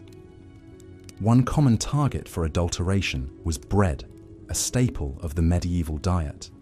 Bakers, seeking to stretch their meagre supplies of flour, would mix in a variety of unsavory additives.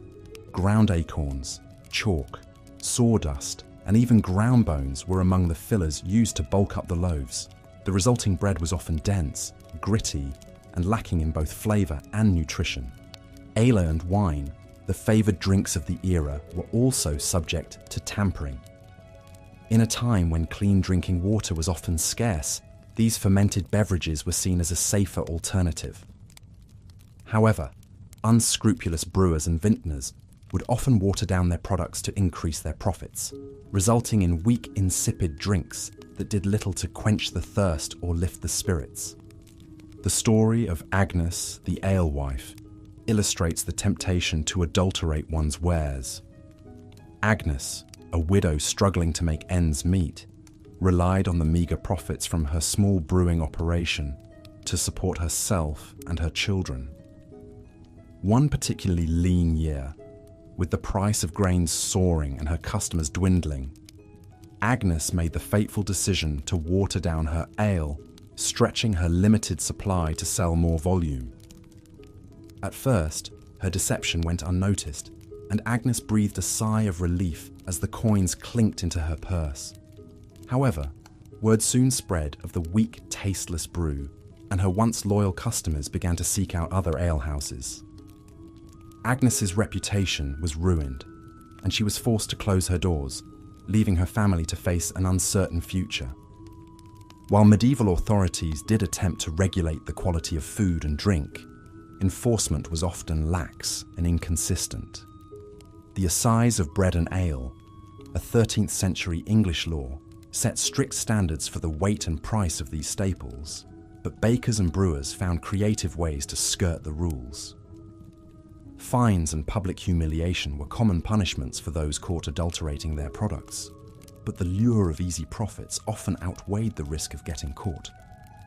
The prevalence of adulterated food and drink in medieval society added yet another layer of misery to the already challenging lives of the common people.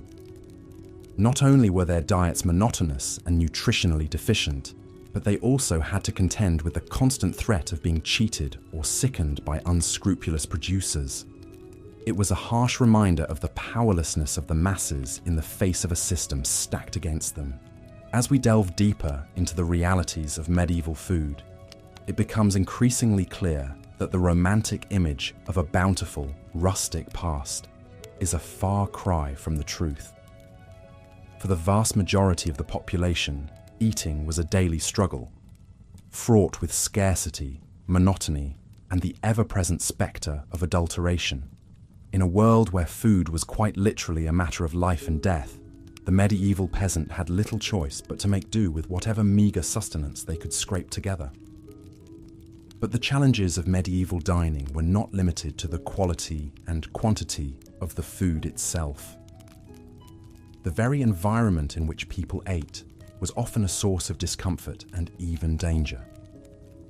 In our next chapter, we will explore the unsanitary conditions that plagued the medieval world and how they contributed to the overall misery of the era's culinary landscape. Picture, if you will, a typical peasant dwelling in the Middle Ages.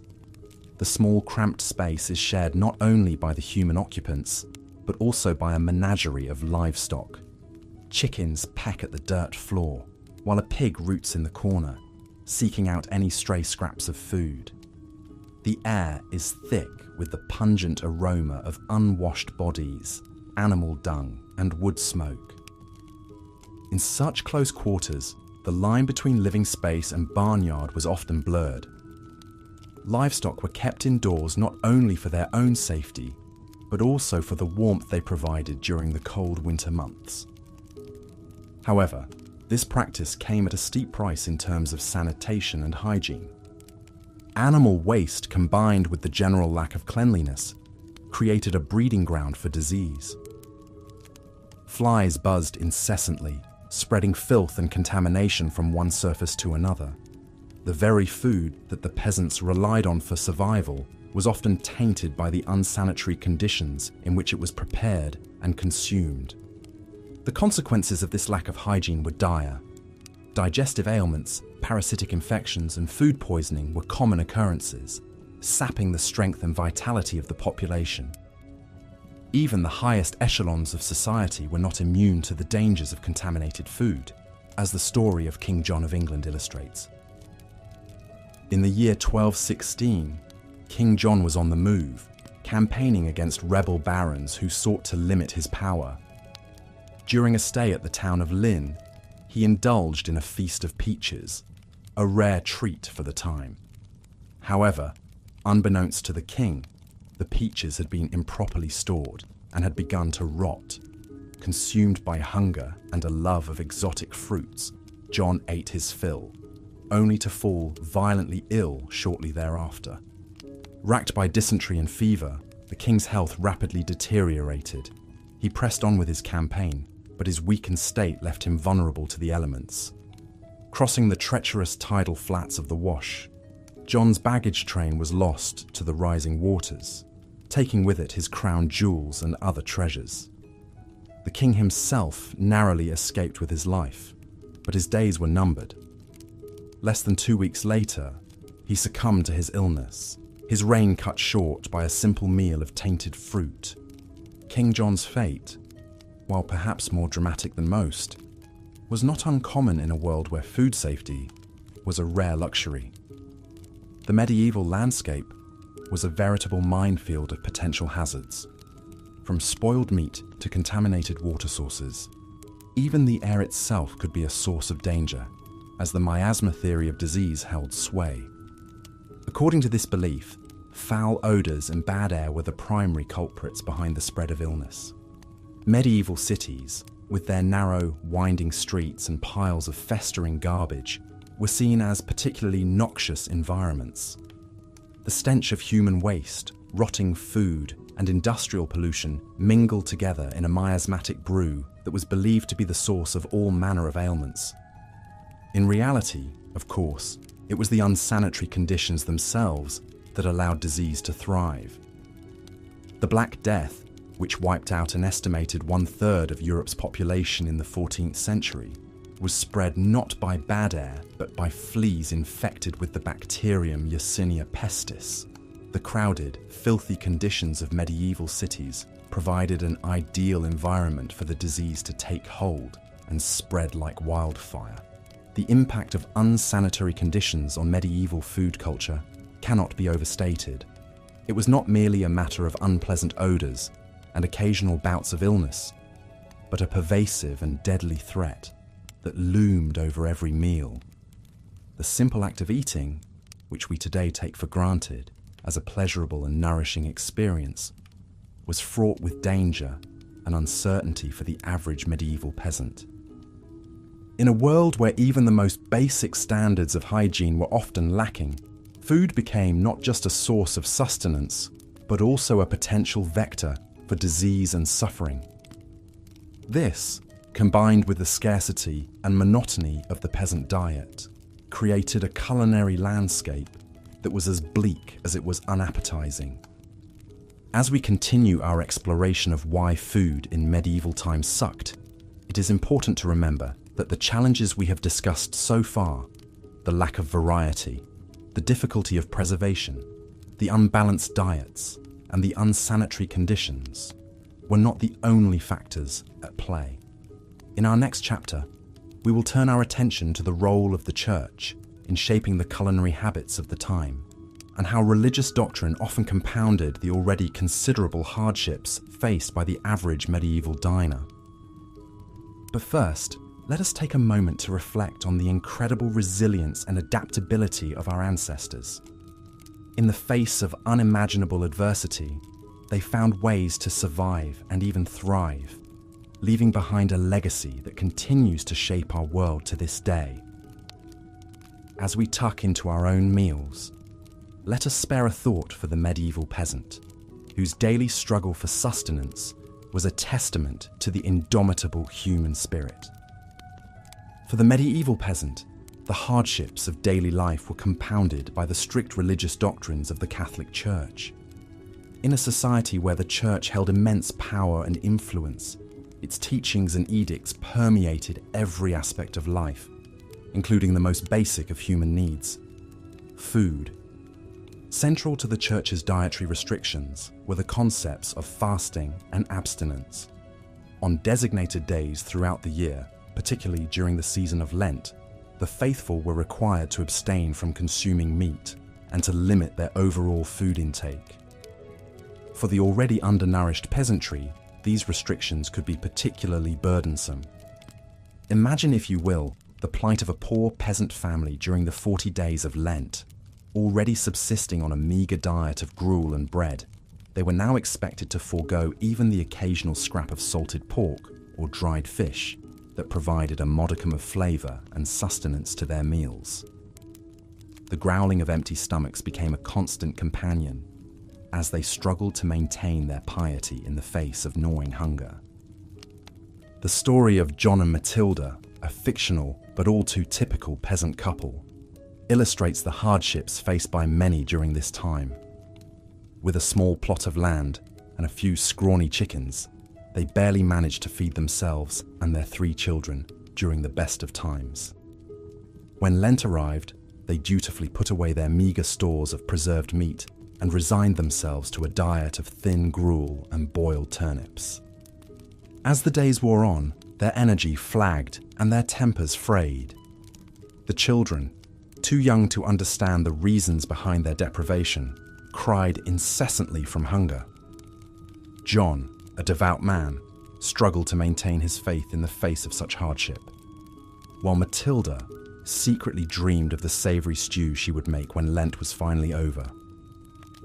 The couple's plight was not unique. Across the land, peasant families faced similar struggles, their already meagre diets further restricted by the dictates of the church. Some, driven by desperation, resorted to poaching in the royal forests, risking severe punishment if caught. Others simply went without, their bodies weakening and their spirits breaking under the weight of their devotion. While the intentions behind the church's dietary restrictions were ostensibly noble, to encourage spiritual reflection and penance, their impact on the peasantry was often dire.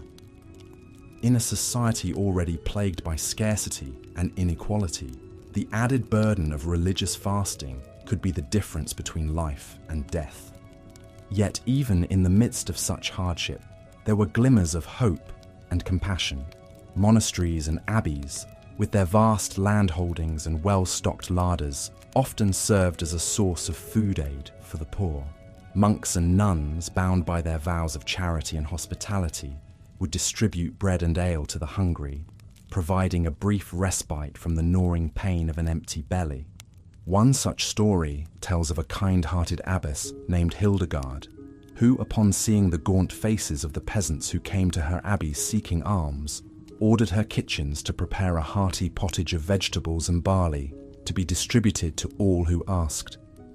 The grateful recipients, their spirits lifted by this unexpected act of kindness, returned to their homes with renewed strength and a glimmer of hope in their hearts. Such acts of compassion, however, were all too rare in a world where the divide between rich and poor was vast and unyielding. The church, for all its teachings of love and charity, was often complicit in maintaining the rigid social hierarchy that kept the peasantry in a state of perpetual poverty and hunger. As we reflect on the role of religion in shaping the culinary landscape of medieval Europe, it is important to recognize the complex interplay of faith, power, and social inequality that defined the era. For the peasantry, food was not merely a matter of sustenance, but a daily reminder of their place in a world where even the most basic of human needs could be subject to the whims of the powerful. In our final chapter, we will explore the concept of the medieval feast and how it served as a stark contrast to the daily realities faced by the common people. Through the lens of this lavish display of wealth and abundance, we will come to understand the true depths of the inequality that defined the era and the ways in which food served as both a source of nourishment and a symbol of social division. But first, let us pause for a moment and imagine ourselves in the place of the medieval peasant, their hunger a constant companion, and their faith tested by the unyielding dictates of the church. In their struggles and their resilience, we may find a deeper appreciation for the abundance and choice that we so often take for granted in our own lives. As we have seen, the life of a medieval peasant was one of constant hardship and deprivation, with food being a daily struggle rather than a source of pleasure or comfort. Yet, in stark contrast to this bleak reality, there existed another world entirely, that of the royal feast. In the great halls of castles and palaces, the nobility would gather to indulge in lavish banquets that were a far cry from the meagre fare of the common people. These feasts were not just a display of wealth and power, but also a symbol of the vast chasm that existed between the ruling class and the masses. Imagine, if you will, the scene of a grand medieval feast. The great hall is lit by the flickering light of countless candles, their warm glow illuminating the rich tapestries and gleaming silver that adorn the walls. The tables are laden with a vast array of dishes, each more sumptuous than the last. At the center of the table sits a magnificent roasted boar, its crisp, golden skin glistening with fat. Surrounding it are platters of roasted fowl, their succulent flesh stuffed with exotic spices and herbs. There are pies filled with tender game, their flaky crusts hiding a treasure trove of savory delights. And everywhere, there are fruits and vegetables of every hue, their vibrant colors a testament to the bounty of the land. Presiding over this opulent display is the royal cook, a master of his craft who has spent days preparing for this grand occasion. He has scoured the countryside for the finest ingredients, sourcing the freshest meats and... Part 4. Adulterated food and drink. In the dimly lit, cramped streets of a medieval town, a baker named Alric wiped the sweat from his brow as he toiled over his latest batch of bread. The harvest had been meagre this year, and grain prices were soaring. To make ends meet, Alric had resorted to secretly stretching his dough with fillers like ground acorns, sawdust, and even chalk. It was a common practice among unscrupulous bakers looking to maximize their profits, even if it meant compromising the quality and safety of their bread. As Alric worked, his mind wandered to the alewife down the street, who was known for watering down her brew to make it last longer. In a world where clean drinking water was often scarce, ale and wine were the beverages of choice for most people. However, this also meant that the quality of these drinks was often questionable at best. In larger cities, the authorities did attempt to regulate the food and drink trade to some extent. Ale tasters were employed to ensure that brews met a certain standard, and bakers found to be adulterating their bread could face fines or even public humiliation. In London, for example, dishonest bakers might be dragged through the streets on a hurdle with their substandard loaves hung around their necks. However, these regulations were often poorly enforced, and the punishments were not always a sufficient deterrent. Many bakers and brewers simply saw the fines as a cost of doing business and continued to cut corners wherever they could. For the average person, this meant that the food and drink they consumed were often of dubious quality. Bread that was supposed to nourish them might instead be filled with inedible or even harmful substances. Ale that was meant to quench their thirst might be so watered down that it provided little refreshment. It was just another hardship in a life already filled with challenges and uncertainties. As Alric pulled his latest batch of bread from the oven, he couldn't help but feel a twinge of guilt. He knew that his customers trusted him to provide them with honest, wholesome food. But in a world where survival often meant cutting corners and bending the rules, he felt he had little choice. He could only hope that his small deceptions went unnoticed and that his bread would provide some small comfort to those who ate it, even if it wasn't quite what it seemed. Part 5. Unsanitary conditions. In the year 1216, King John of England sat down to a lavish meal after a long day of hunting. As was customary, he was presented with a variety of dishes, including fruit, meat, and sweetmeats. However, unbeknownst to the king, the peaches he consumed that day were spoiled, likely due to improper storage and handling. Shortly after the meal, John fell violently ill with dysentery, a disease that would ultimately claim his life. While the exact cause of King John's death has been debated by historians, his story illustrates a stark reality of medieval life. Unsanitary conditions were rampant, and they took a serious toll on people's health and well-being. In many medieval households, livestock were often kept inside the home for warmth and safety. While this arrangement provided some comfort and security, it also meant that homes were constantly contaminated with animal waste and vermin. Fleas, lice, and rats were common companions, spreading disease and making life miserable for the home's human occupants. The situation was even worse in medieval cities, where garbage and human waste were often simply dumped into the streets or nearby rivers. With no understanding of germ theory or the importance of hygiene, people lived in close proximity to filth and squalor, creating the perfect breeding ground for disease. The consequences of these unsanitary conditions were severe. Dysentery, like that which killed King John, was a common killer, spread through contaminated food and water. Other diseases like typhoid fever, cholera, and even the dreaded Black Death also thrived in the filthy conditions of medieval cities. For the average person, there was little escape from the constant threat of illness. Even the food they ate and the water they drank were often tainted with disease-causing microbes.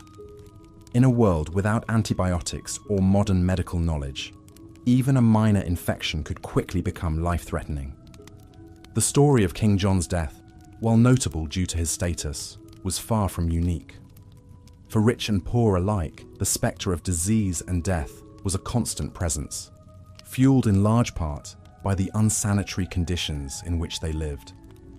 It was a grim reality of medieval life, and one that would persist for centuries until the advent of modern sanitation and hygiene practices. As the sun set over the medieval city, the stench of waste and decay hung heavy in the air. In the distance, the bells of the church tolled, a somber reminder of the many lives claimed by the filth and squalor of the streets. For the people of the city, it was just another day in a world where cleanliness was a luxury and disease was a constant companion. Part 6. The influence of the church. In a small cottage on the outskirts of a medieval village, a peasant family gathered around their meagre evening meal. The fare was simple, a thin pottage made from vegetables and a scrap of salted pork, accompanied by a hard crust of bread. It was Lent, and the family was doing their best to honor the church's mandate to fast and abstain from meat during this holy season. For the peasants, the Lenten fast was a particularly difficult challenge. Their diets were already severely limited by their poverty and the scarcity of food. Giving up what little meat they had access to meant subsisting on an even more meager and monotonous diet than usual. The church's influence on medieval cuisine was significant and far-reaching. In addition to the Lenten fast, the church also mandated meatless days throughout the year, typically Wednesdays, Fridays, and Saturdays. For the wealthy, these restrictions were an inconvenience, but for the poor, they could mean the difference between a full belly and hunger. Despite the hardships imposed by the church's dietary rules, there were some small consolations. Monasteries and abbeys often provided food aid to the hungry as a form of charity. Monks and nuns would distribute bread, ale, and sometimes even meat to the poor, particularly on holy days and festivals. However, this charity was not always enough to alleviate the suffering of the peasantry. In times of extreme scarcity, some peasants resorted to poaching game from the royal forests, risking severe punishments if caught. The church, in collaboration with the secular authorities, strictly enforced these hunting bans, viewing poaching as a sin against God and a crime against the king. As the peasant family finished their meager Lenten meal, they bowed their heads in prayer, thanking God for what little they had.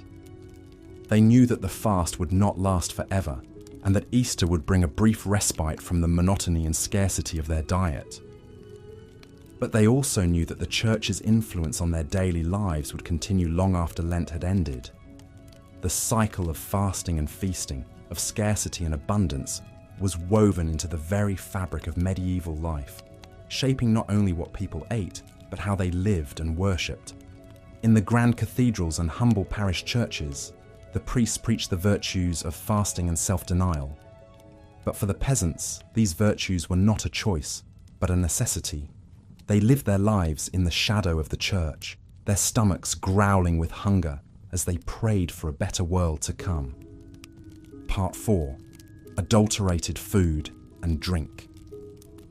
Even when food was available, there was no guarantee it would be wholesome or pure.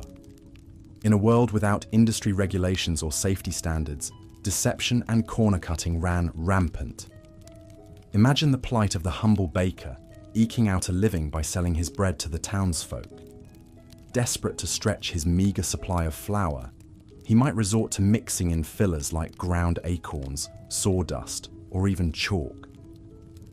While these additives may have bulked up the loaves, they certainly didn't make for a nutritious or appetizing meal. The bakers weren't the only culprits, though. Unscrupulous brewers and vintners were notorious for watering down their wares to maximize profits. In a time when clean drinking water was often scarce, people relied on ale and wine to quench their thirst, but the alcohol content of these beverages was often much lower than advertised, leaving the drinker unsatisfied and still parched. Picture an alewife in a bustling town, surrounded by thirsty patrons clamoring for a pint. She ladles out the weak, watery brew with a guilty conscience, knowing that she's cheating her customers. But what choice does she have? The taxes are high, the grain is expensive, and she needs to make ends meet somehow. She silently thanks the heavens that most of her clientele are already too drunk to notice the deception. It wasn't all selfish greed driving these acts of food fraud, though. In a society plagued by scarcity and hunger, many people simply couldn't afford to be picky. They'd gladly accept a loaf of bread filled with sawdust over no bread at all. And when crops failed and famine struck, people resorted to eating whatever they could get their hands on just to survive. Grass, roots, even tree bark. Attempts were made by authorities to crack down on food adulterators. In England, the Assize of Bread and Ale in the 13th century set out harsh penalties for bakers and brewers caught cheating their customers. Fines, public humiliation, even corporal punishment awaited those who dared to tamper with the purity of the staples. But with limited means of enforcement and the constant pressure of scarcity, such laws did little to stem the tide of food fraud in the medieval world. So the next time you bite into a fresh, crusty baguette or sip a cool, crisp lager, take a moment to appreciate how far we've come. In our world of abundant food choices and stringent quality control, it's easy to forget that for our medieval ancestors, every morsel was a gamble, and a full belly was never a guarantee. Their daily sustenance was often as much a product of deception and desperation as it was of nourishment and pleasure. Part 5. Unsanitary conditions. Beyond the challenges of scarcity, spoilage, and adulteration, the people of the Middle Ages also had to contend with the ever-present spectre of disease. In a world without germ theory or modern sanitation, food and water were often tainted with dangerous pathogens, turning every meal into a potential game of Russian roulette. The very living conditions of medieval people conspired against any notions of food safety. Many peasants shared their humble cottages with their livestock, with animals like cattle and chickens living under the same roof as the family. While this arrangement provided some warmth and security for the beasts, it also meant that animal waste and insects were a constant presence in the home, contaminating food, water, and surfaces. Cities were even worse, with narrow, filthy streets and crowded tenements creating the perfect breeding grounds for disease.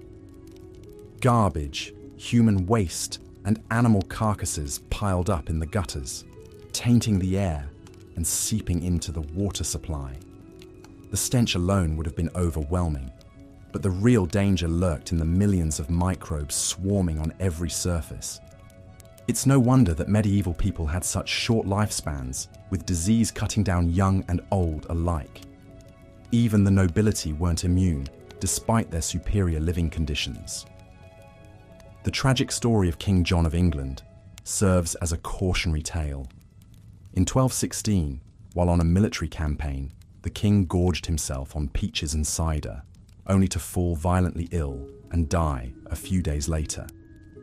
Chroniclers at the time attributed his death to gluttony, but modern historians suspect that the real culprit was more likely food poisoning from contaminated fruit.